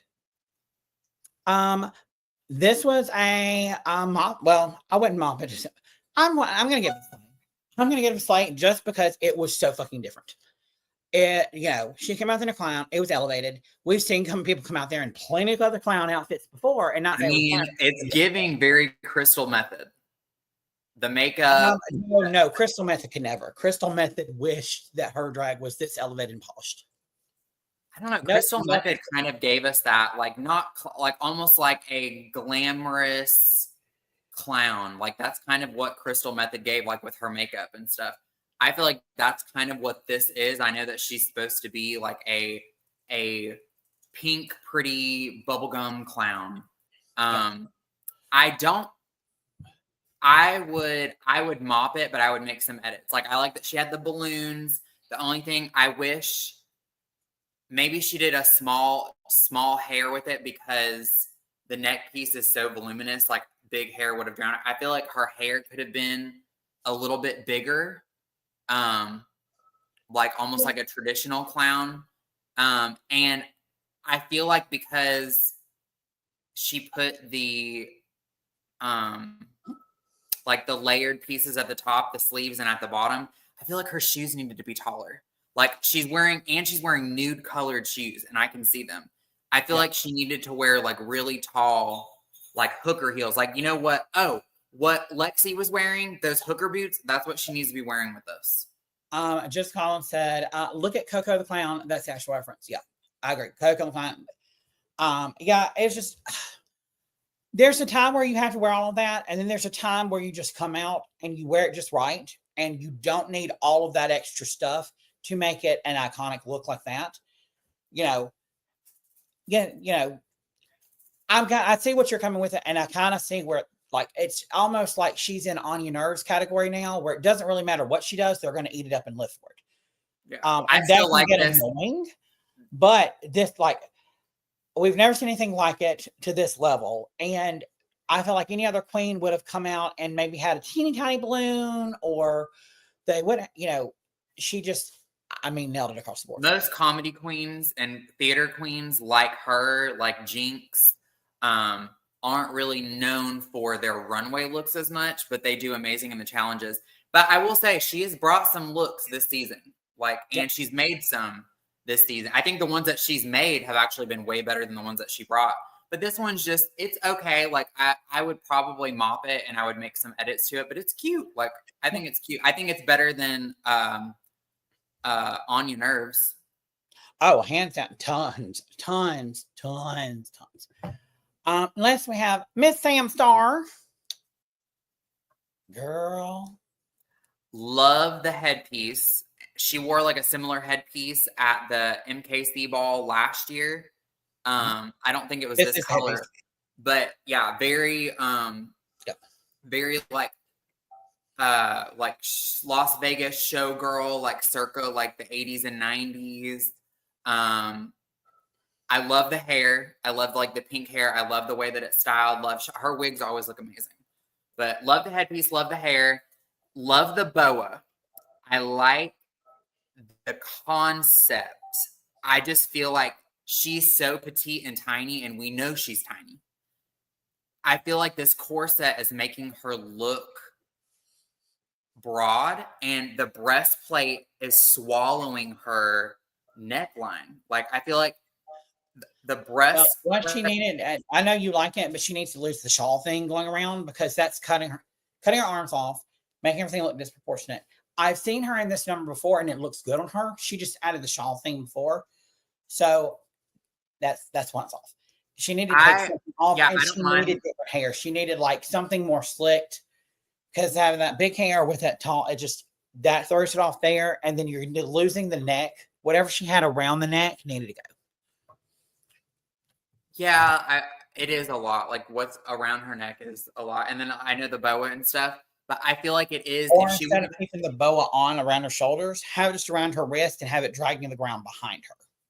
Yeah. I feel like if she would have taken off the necklace and got rid of the boa, like, I feel like they would have seen how kind of simple it was. Like, it's literally just a corset with some like glitter and rhinestone on the rib pieces, and a bikini and some feathers jetting out from the corset. I feel like the corset, for one, needed to be smaller. It needed to be tighter. It needed to be like, it needed to fan out a little bit. You know how some of the corsets fan out at the bottom a little? It needed that. And the breastplate is for someone my size. Like, I'm 5'11" and wear a 38 triple D bra. Like, that would have fit me. Like, I'm pretty sure that she's not wearing, because she may be, but I may be wrong, but most queens and looks like that, they just have it where it's built in and it looks like they're wearing one. And I'm actually wearing one. It would have been pretty too, like you said, if she got rid of the necklace and got rid of the boa and kept it the way it is. If she would have had like a feather train behind her, like not even a long one, like a feather train or something, just to add some drama to get the volume away from like right here. There's like too much. She has like too much volume, like right in this area. Yep, I'm gonna give it a meh.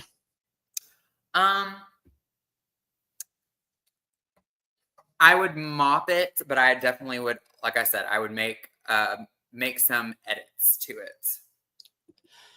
Then we got out that our top two of the week, our top look of the week, and I need to change it to week 5. Ignore that. It's Susie Toot. Do you agree? Who was the top two? It was Susie and Susie Toot was up there, and then we found out that On Your Nerve and Hormona Lisa were the top 3 of the week. Okay.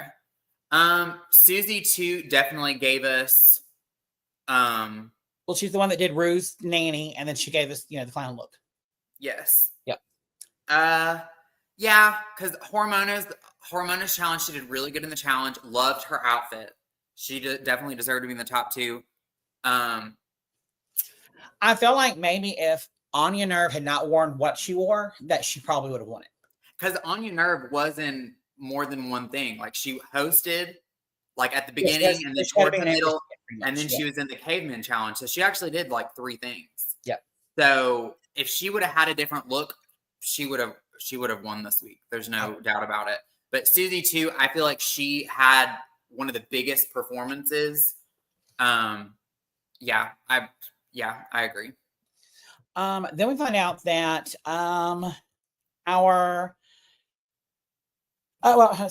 Corey King, Lexi Love, Jewel Sparkles, Lingerie, Crystal Envy, and in case you forgot, all those queens are safe. They got to go back to the workroom. And while that was happening, dun, dun, dun, while that was happening, we had a little bit of shit start because these queens are pressed. And you know it's bad when for Untucked, they're sitting there like, I'm not talking today. Which they were all like the only two that had RBF and were just sitting there like this the whole time. Oh no, girl! I don't want to talk about it. No, Lexi Love pressed. I'm not trying to hurt anybody's feelings. I'm not. No. Lingerie pressed. Yeah. Crystal Envy pressed. Acacia forgot.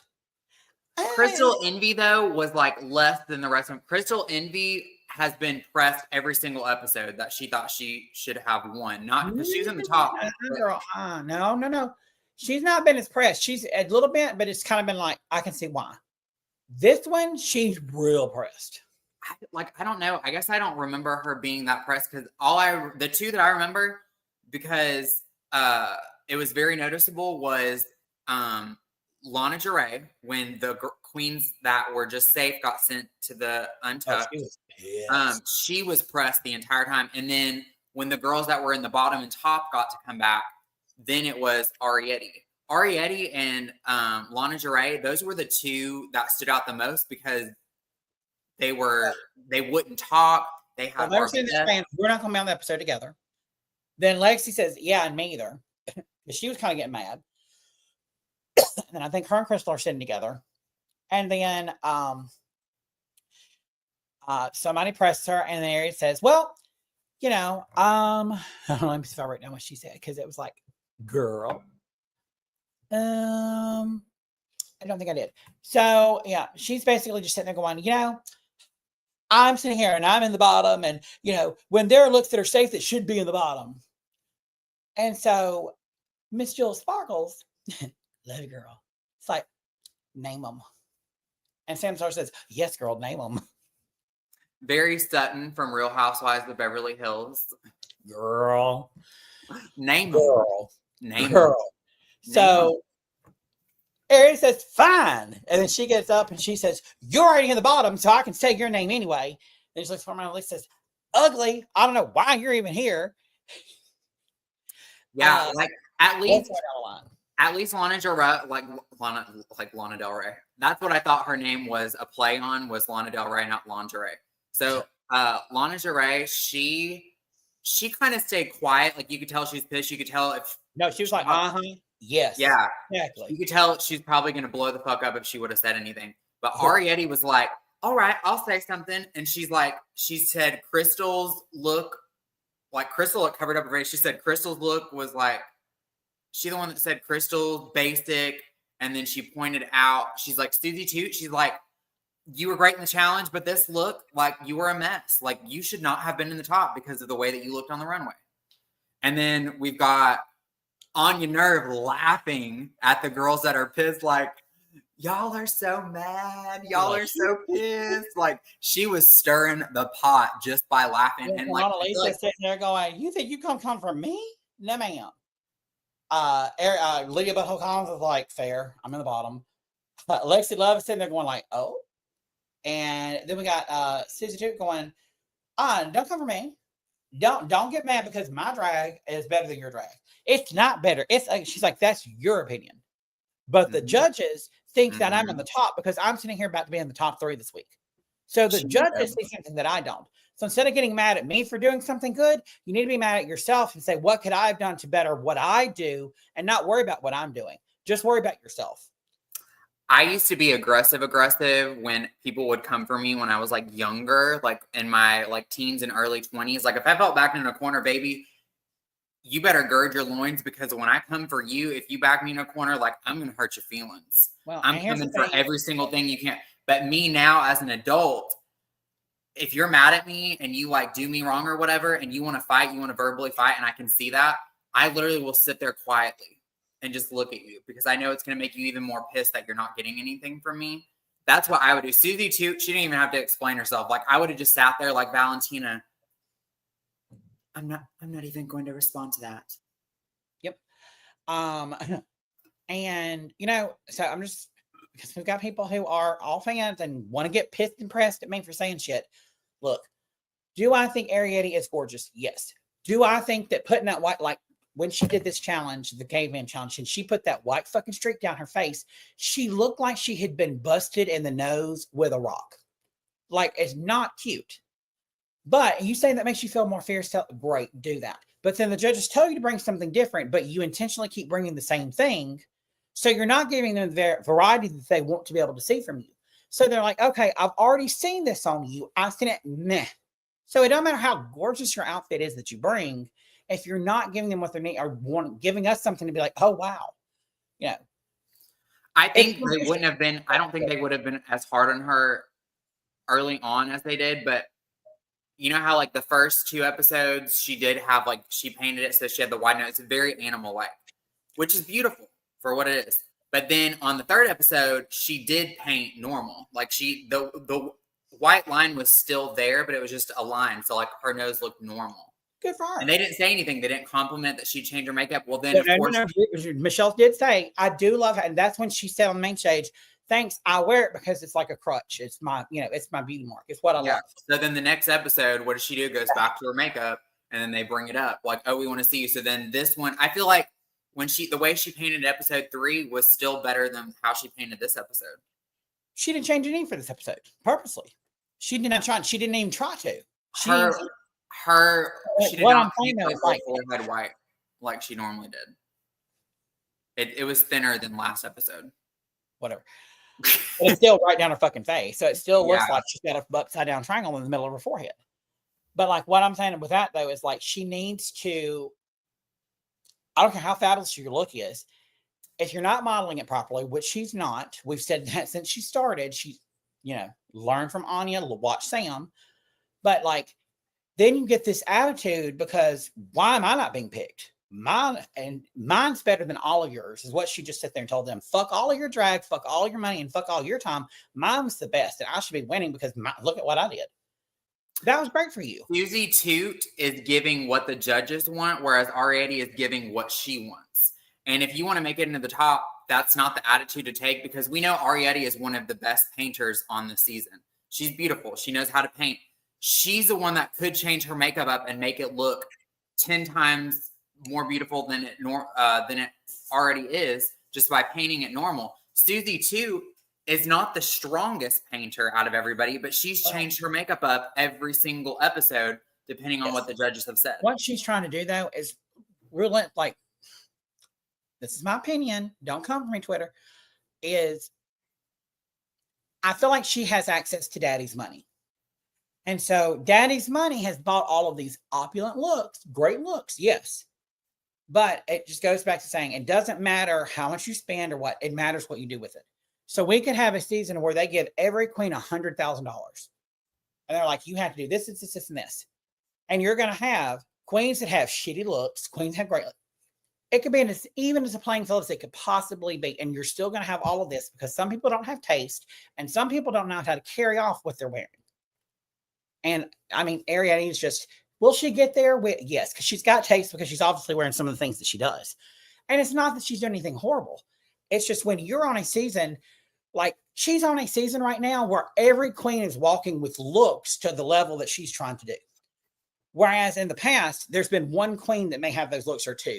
This season, they're all really coming out with really great looks. So, I mean, it's just the luck of the draw, girl. You do. But don't sit there and call everybody else that drag shit and throw a hissy fit because you're not getting your way.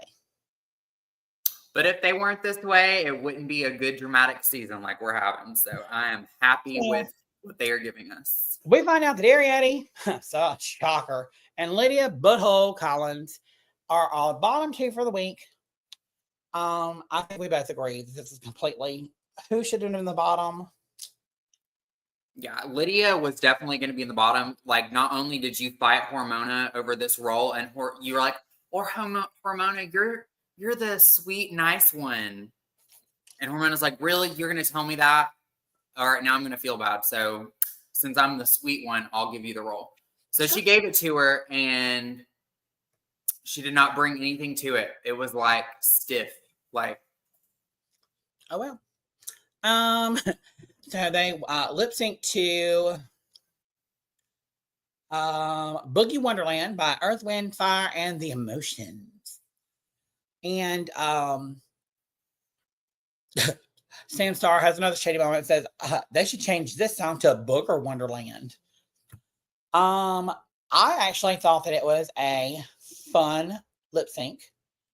Like from the get-go, we are seeing Lydia. Like I think I've said the last couple of weeks, I get no personality from Lydia Butthole Collins. She just seems like she walks and that's it. I get nothing. Like obviously she just needs a song to perform to because I fucking live for that. And she's kind of, have you gotten this too from her? Like she's not as problematic as some of the other people in her clique.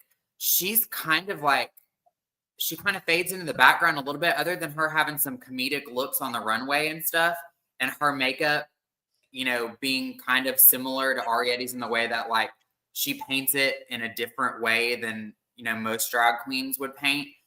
I feel like she kind of fades in the back. Like she's not super memorable, like other than her name and her comedy looks. Like I feel like she's kind of faded in the background, but like she definitely performed. Her and Arietti, they gave me more on this than I thought they were going to give. I thought they were going to be like pheromone in the dancing challenge. Like, no, I mean, I could tell that Arietti was like, well, she knew she was about to go home. And Lydia, for me, you can tell within the first 5 seconds of the song if it's going to be good or not. And like, there's one thing to be able to lip sync and dance a song, but there's another to like have like movements down to like, so when she popped her coat, she went with like bump bump with the song. Like that's just taken to the next. Yeah. So when I saw that, I was like, oh, this is going good. And you know you're doing a good job when RuPaul starts looking at you like that. She's just fucking you with her eyes on stage and looking in your eyes, and y'all just having on and y'all just singing the song. That when you know you got a good seal of approval from RuPaul, because RuPaul don't I fuck everybody while they're performing. If Ru is not like or laughing or like honing in on one of the queens and she's sitting like this, yep, baby, someone's going home or both y'all going home. Yep. So we find out that Lydia Butthole Collins is the winner of the lip sync, which means Arietta is going to sashay away. And she woke up there crying. Honestly, like that's where I don't fully agree with everything about the lip sync for your life performance, because there's people that have just been skating by, not saying this season in particular, just saying it's kind of been a running theme. There's people that kind of skate by every single episode. They're in the bottom for like multiple episodes. And because they're amazing performers, they win the lip sync and they send people home that have been doing pretty well the whole season. Girl, so, they couldn't do a double save, because then that'd be 3 queens that were saved. Well, no, that's what I'm saying is I feel like Arietti did not only her look was better, she was also better in the challenge than Lydia was. And I feel like they were kind of evenly matched on the lip sync. Personally, I feel like I would have picked Arietti based on her past history, but I know the judges don't basically do that. They base it off the lip sync. But yeah, I would base it also on RuPaul and Michelle, who are the ones kind of making the decision, are both executive producers. So they both know all the shit going on backstage. So they both know her attitude. And I can tell you right now, like to that attitude, she will be going soon. If we're going based off looks and past challenges, I feel like Arietti, I would have picked Arietti to stay because she does have more. I would have picked Butthole because it's all about performing. And while they both did good, I felt like Arietti's is a little bit more. But Lydia's performed her lip sync was good, but Lydia's performance was horrible. No, she was the one that was dancing to the song and she was hitting each thing. Bump, bump, bump, bump. Lydia's performance in the challenge was horrible. Just like Arietti's was not the best, but I feel like her looks. Oh, hers was horrible because remember she was at first the caveman and then she was like, oh, so bad. Then she's like, yeah, I like this. Oh, it's so bad. It was like a puppy who wanted to do something and like was just everywhere. And it was like a puppy running around the stage. I'm just saying that like I would base my decision on who to keep and who to send home, not just on the lip sync, but their overall from the whole season they've been on. And I feel like Arietti's been stronger than Lydia has. But you know what? It's not up to us. It's up to the Ru gods. It is. It is up to the judges, which and the judges at home. And because of the badonkadonk tank twist, she has a chance, a small chance of being able to stay. And you know, she's she's crying, she's trying to figure out what she's gonna do. She's trying to figure out the thing. She goes to a couple levers, and then she goes to the magic number 1 and pulls 1 for 17, which has been called already a couple weeks ago that we figured it. Yes, I think Joseph Collins called it out, and then I think also last week Tsunami, our guest host, she called it out. By the way, our episode will be up with Tsunami again as soon as Steven gives me access or he can upload the episode. We've got it. We accidentally used copyrighted material, so we had to. Yeah, last week's episode will be back up. There was some copyright issues going on with a little clip that we put in there, so we're gonna have to like cut some of the stuff off, but it will be back up momentarily. But last week we had there was 3 of us. We had a guest host, Tsunami Rain Duval, and she said her and I think Joseph Collins in the comments said, wouldn't it be a twist if because Hormona chose 7 and Arietti chose 1, it makes season 17. I said, wouldn't it be a gag if they did 10 and 7? Because 10 and 7 equals 17, or 1 and 7 come together to make 17. I figured it would be 1 or 10, and then, yep. Joseph, you are vindicated. I remember you saying it 2 episodes ago. And then we have a couple of queens who are like, oh, that's what it was for? I would have picked 5. So, Corey King would have gone home. And I will say this. I know we all like to think it's rigor and we like to think producers are rigging things. But to be fair, this is a competition show. So when it comes to things of fate like this or chance, they have to have it predetermined and they have to be able to prove in case they were sued by a contestant that they did not rig it for somebody to win. So like at the beginning of the season, they have to say it's going to be in these envelopes and they have to be able to prove that's what they said. Now, let's be honest. If it was like just, let's say it was Susie Toot and Susie Toot was in the bottom and they're like, oh, she's fixing to pick the wrong lever. Do I think they would save some money? Yes. But I don't think that's what's happened. I think they knew all along it's going to be 1 and 7. As a producer myself, I'm like a network news show once. I would have never let something have a chance. I'm like, oh, we'll just figure it out. No, it's this one and this one. So I have this down, so I know what's going to happen. So I'm going to go. So. Everything is definitely pre-planned, but Joseph Collins and Tsunami Rain Duval, y'all called it. The Easter egg this season was 1 and 7 for the levers. So. There's Michelle Visage's pussy going into the water. She starts crying. Girl, you should cry. You got a second life. Hormona. No. Oh God. RuPaul sitting there.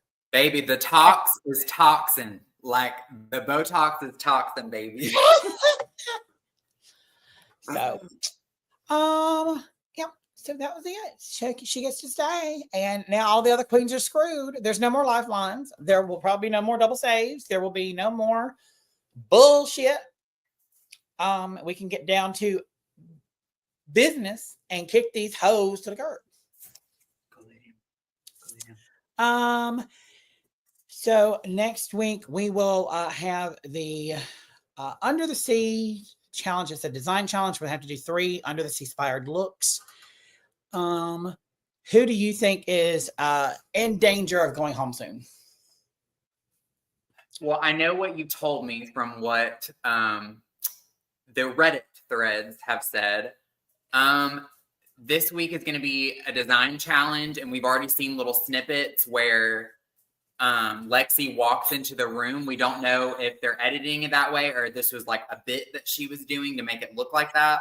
But she comes into the room visibly upset insinuating that somebody there ruined her outfit that she's been working on.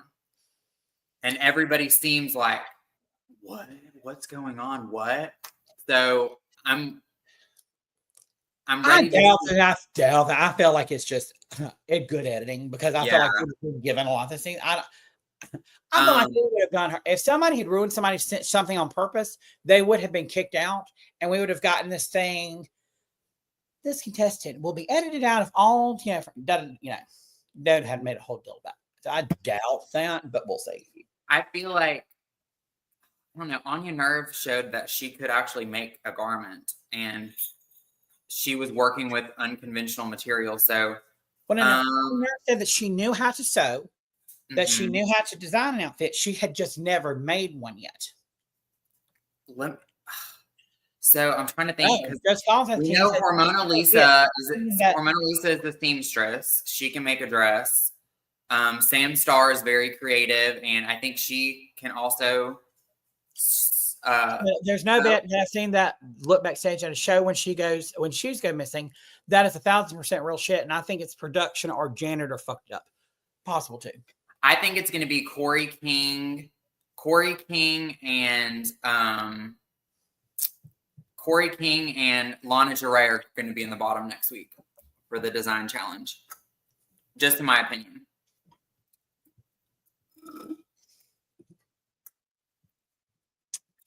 Interesting. Joseph Collins says that is no bit. I've seen that look backstage at a show. When shoes go missing, that is 1,000% real shit. And I think production or the janitor fucked it up. Joseph said, I think Lydia wins the ball. I don't think Lydia will win the ball. If we got the ball challenge next week, I think we're going to have. It's under the sea. Like, I think it's like under the sea. You have to use like unconventional materials like ocean, aquatic, nautical themed. I just feel like maybe Lydia can make outfits. I'm just trying to base off who's left. I know that Corey King is probably going to be in the bottom. We know Corey King's looks that she brought are very generic, and we know that the looks that she's made are even more so not up to par. So she's definitely going to be in the bottom. Now, the other bottom two person, I said Lydia, but I'm not really sure. I'm not 100% on that one, but I know Corey King is going to be in the bottom.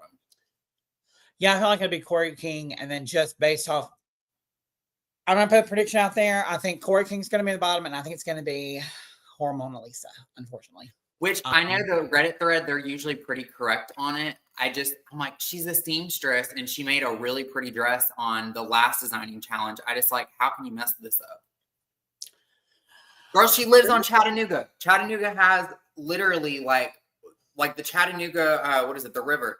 Like, she lives right on the water. How do you not know, like, water, nautical, like, ocean themed? Yeah. And I think it'll probably be like, I'm going to say somebody that we've not seen yet that knows how to design. And I'll just say based off of the simple fact that I've been so hard on her, I think Lana Jarre will get a win. I'll just throw Lana Jarre out there and say Lana Jarre will win. That's why Lana Jarre, or I like what Joseph said, Lydia. Lana Jarre or Lydia Butthole Collins will win. I put Lana Jarre because she's known more for, she has had some looks, but the outfit that she made in the design challenge was just kind of blah. Yeah. And also Corey King's look. I feel like they were in the bottom of the last. I feel like they're going to be the bottom two this one. That's just, going off base what they've shown us so far. But they could surprise us. Both of them might actually be safe this episode. But I feel like for this challenge, maybe Arietti and I would say Arietti and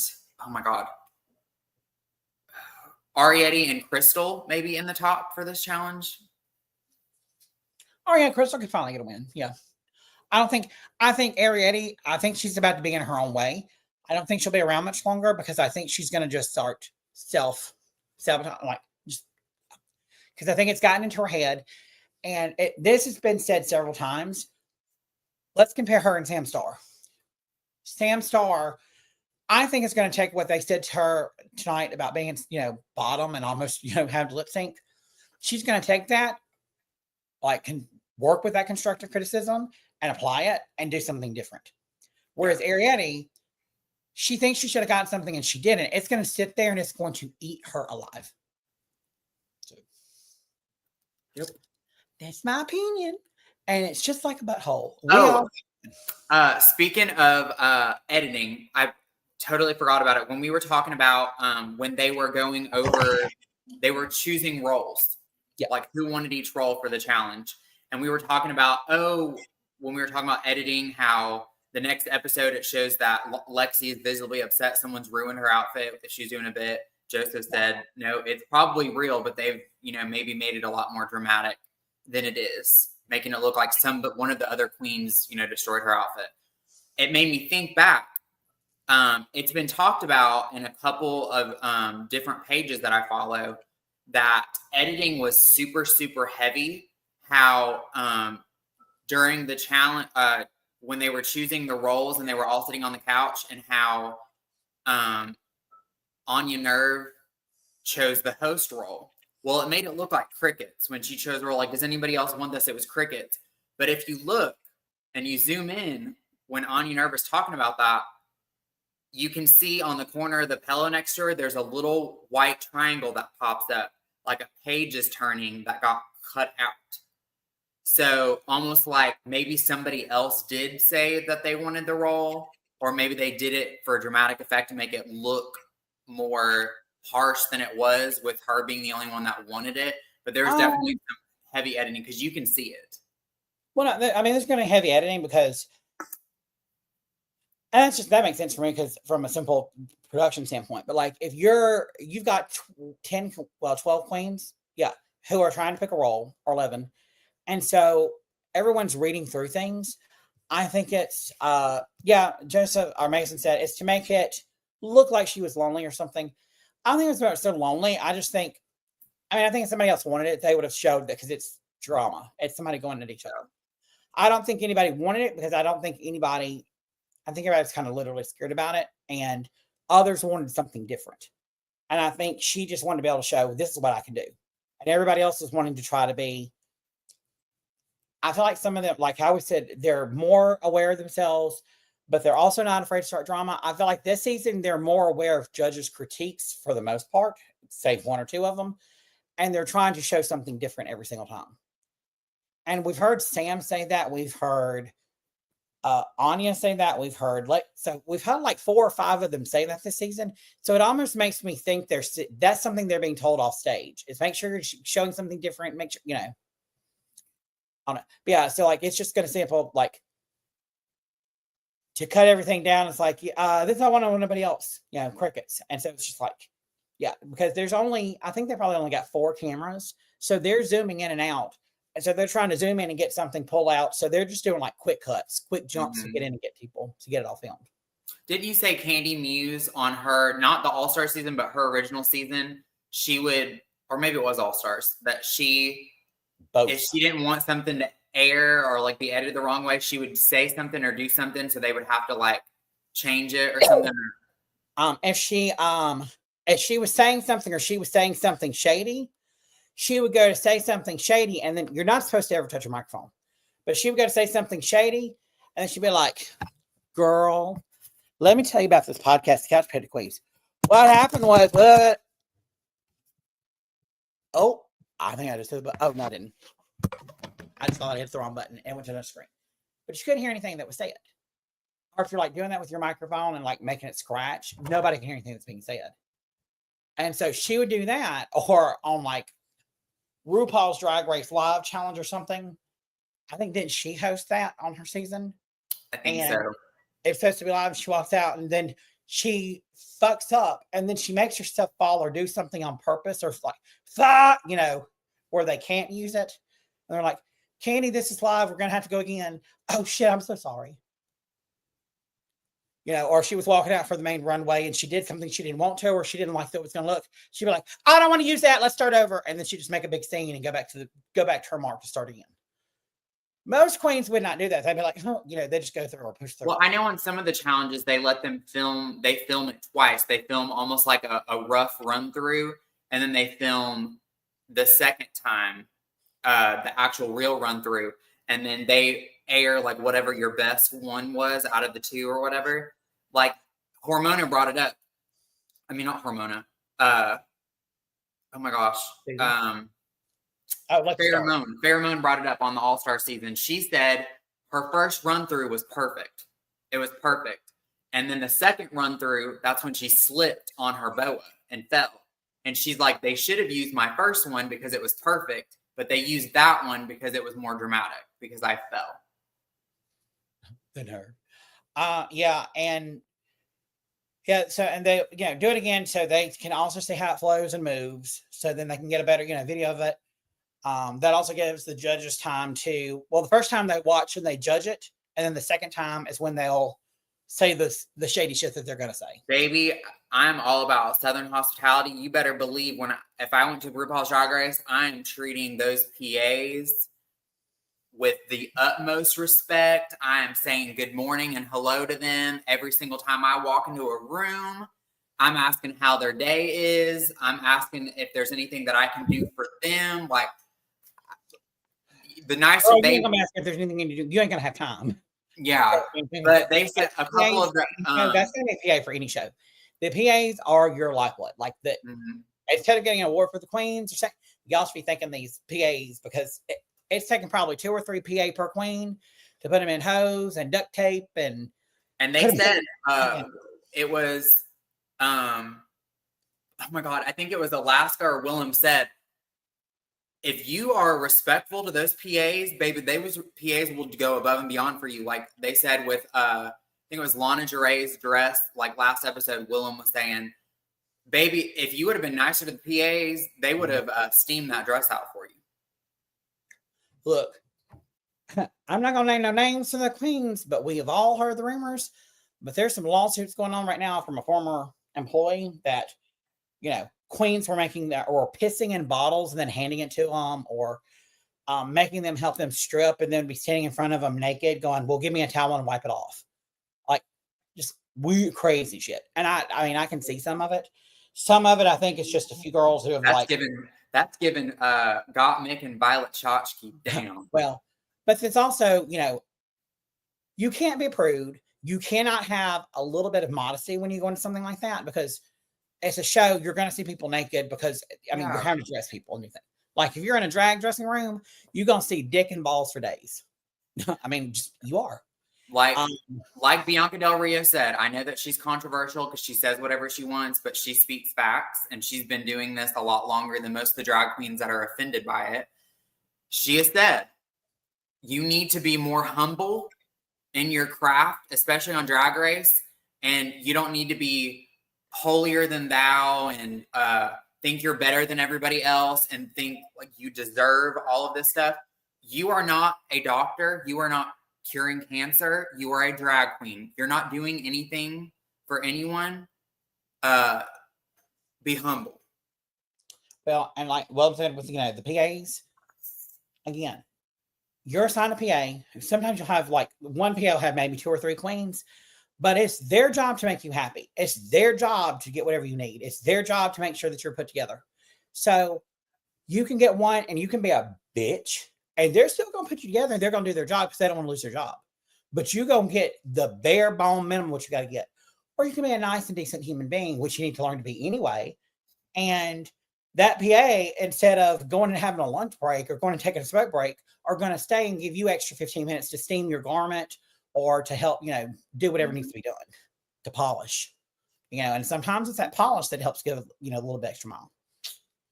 Just saying. I go out of my way to be nice to people because people were very mean to me, like growing up my whole life.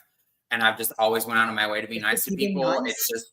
It's that even though I'm not born in Alabama, I was raised in Alabama. I was born in Tampa, Florida. But Southern hospitality is in my blood. And I'm just not, even if people are rude to me, like I'm a people pleaser.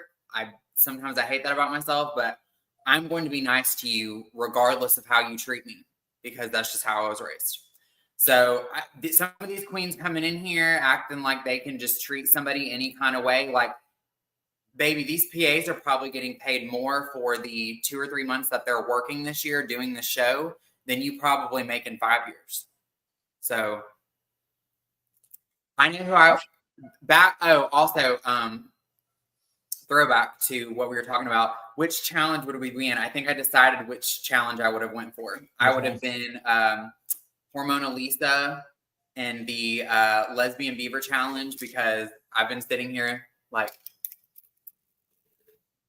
well, girl, we know you like your beaver stuff. Is your beaver hairy or is your beaver shaved? Girl, no, ma'am. There ain't no such thing as a hairy beaver. My shit. No, girl. Some guy asked me one time, does the carpet match the drapes? I was like, carpet, baby. I got hardwood floors. That's when I so wish that you were bald and had, this is all your natural hair. No, you didn't know? This is a wig, girl. That's not a fucking wig. This is a wig. I'm bald. Because I know one girl, like a trans girl from California, and she has like a 30-inch human hair wig that she wears, and like gorgeous.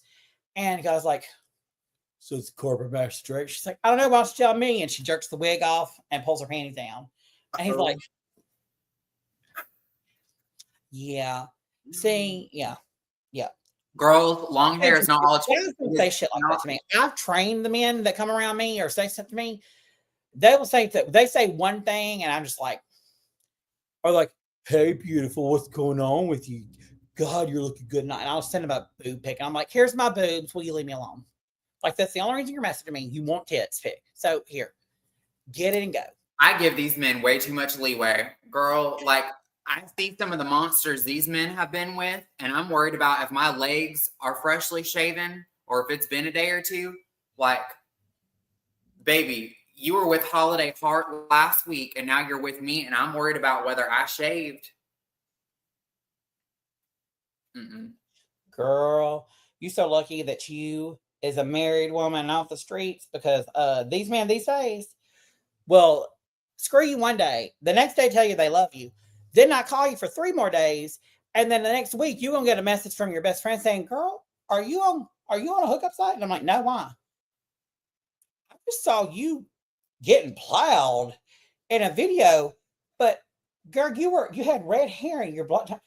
I'm like, red hair? I had red hair like 10 years ago. And that's a video of me from 10 years ago that some guys put all over Grindr and said, look what I did last night. Bitch, you knew that. So I can do that 10 years ago. Punk gas down. Shut the fuck up. Mackenzie said, she's like, I was like, Mackenzie, what is your, oh my God, what were we talking about? I said, Mackenzie, what is your love language? And this is like a couple years ago. I was like, Mackenzie, what's your love language? She said, baby girl, my love language is Cash App, Venmo, Zelle. Like, she just named off all these things. And I was like, I told you, I said my love language is 8 inches and a bottle of poppers. I think it's what I told you. Okay. But you said another time, she's like, baby, like I do this stuff for free, but baby, at this point in my life, like my love language is Cash App, Venmo. Meanwhile, I'm over here like, what's your love language? Like, she asked me what my love language was, and I was like, I mean, honestly, like, just spend time with me and tell me I'm pretty and that I'm like a queen and that like I'm the most beautiful woman that you've ever seen. And just tell me that like every 5 minutes. Like, I just need reassurance and quality time and words of affirmation. That's all I need. So in other words, you want people to lie to you.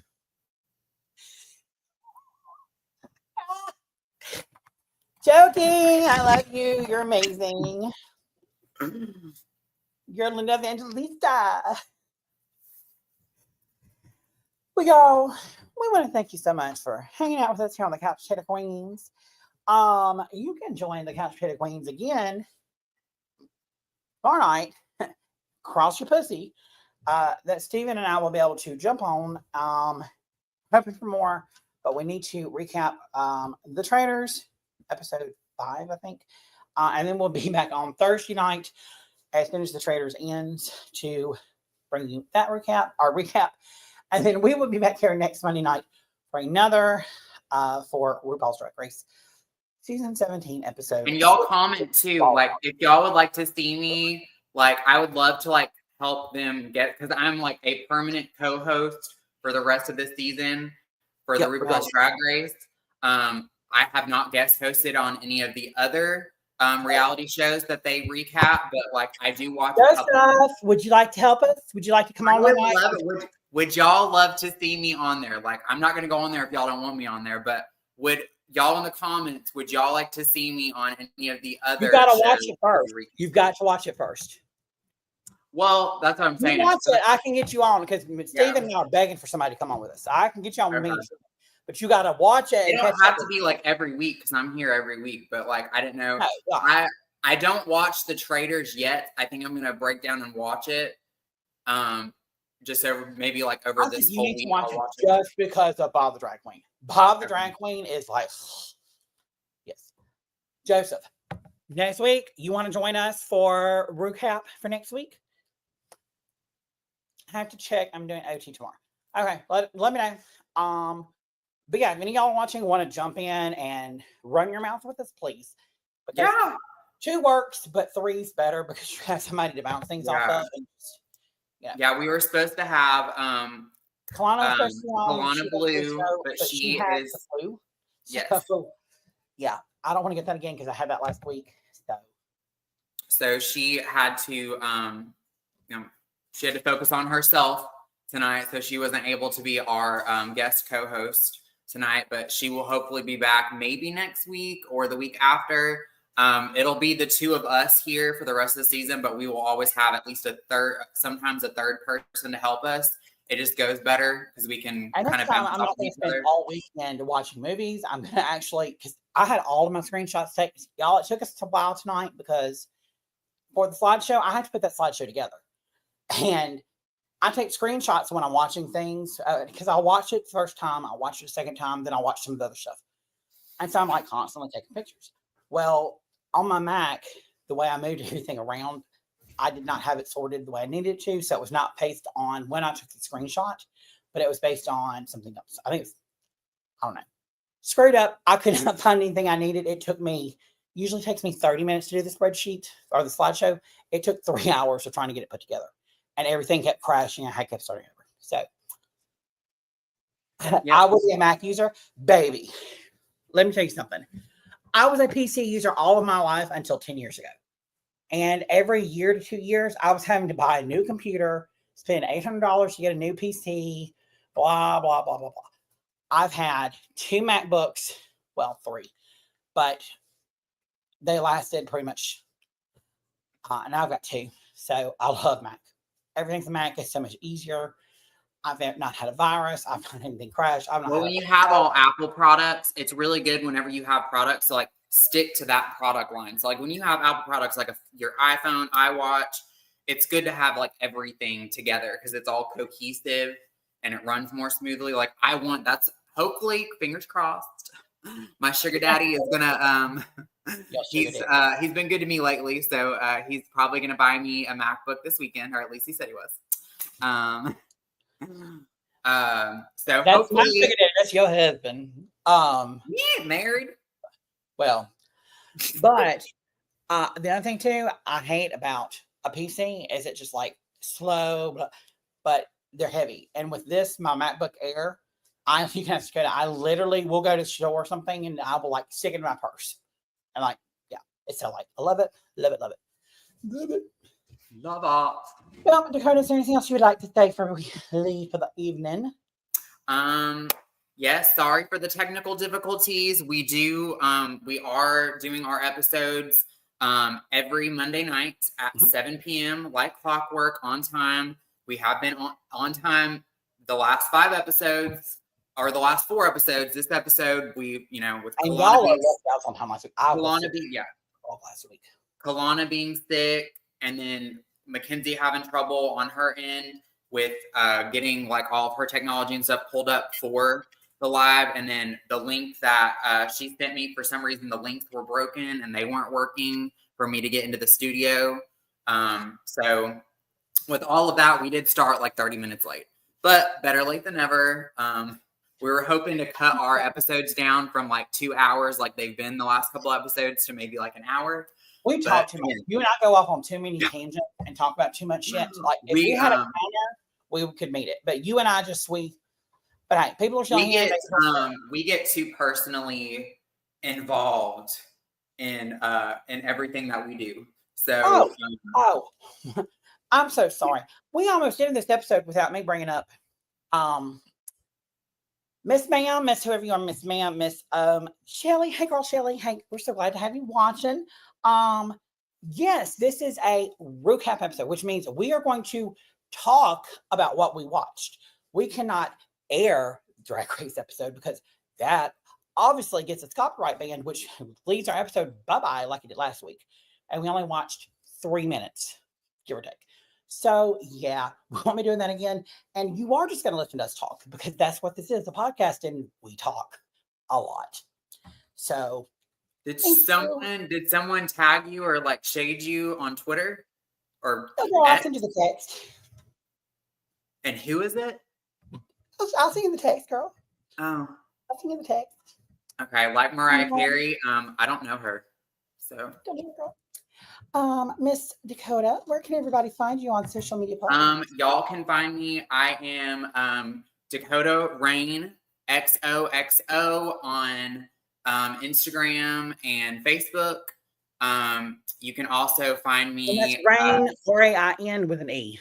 Yes, R-A-I-N-E. There's an E on the end of Rain. But Dakota Rain XOXO on Facebook, TikTok, and Instagram. You can find me on Snapchat, Dakota Rain, but there's 3 E's on Dakota Rain. So it's Dakota Rain with 3 E's. I could not get this tag. This tag was already taken. I try to have the same tag on all of my social media platforms, but unfortunately that did not happen. So yes, you can follow me on there. And Mackenzie, where can everybody follow you? And send you hate mail. Instagram and TikTok at KenzieJoe205, and on Twitter or X at Kenzie_reality. You can also follow the Couch Potato Queens on all of our social media platforms, Instagram, YouTube. We also have our Facebook channel back, and we just, I think, live streamed for the first time on Facebook tonight since Big Brother, I think. So please be sure to check in with us there. Probably once we get through this week, I'll probably start doing like some voting on looks and things like that, of like what y'all think of what we saw, like, that episode. Yeah, please go follow the channel. You can follow Couch Potato Queens podcast on YouTube, of course. Subscribe, Instagram, Twitter, Facebook. We don't only do RuPaul's Drag Race RuCaps. They also recap other shows that I do not do yet. The Traders, they are doing right now currently. There is the Real Housewives of multiple franchises. Big Brother, and what are the other ones y'all recap? We were going to do the summit, and we never did the summit. We were going to do, I think they do the challenge sometimes. Like, I don't know. It depends on what's going on and who's available to do it and who actually has I mean, I know it don't seem like a lot, but it's a lot to get on every week and have to put stuff together. It's like, it can get tiring. So I understand why sometimes we don't do things and we have to take breaks, but we appreciate y'all watching and always sticking with us. We do appreciate it so much. If you're watching us on the live stream, as soon as I hit end, if you'll do us a favor, stick around for 5 seconds, hit refresh, and just comment on the video underneath. Comments here on the side during the live stream do nothing to help push our platform. So if you could do that, it would be super helpful. And we love you guys so much. We will see you back here tomorrow night. Bye, y'all. Bye.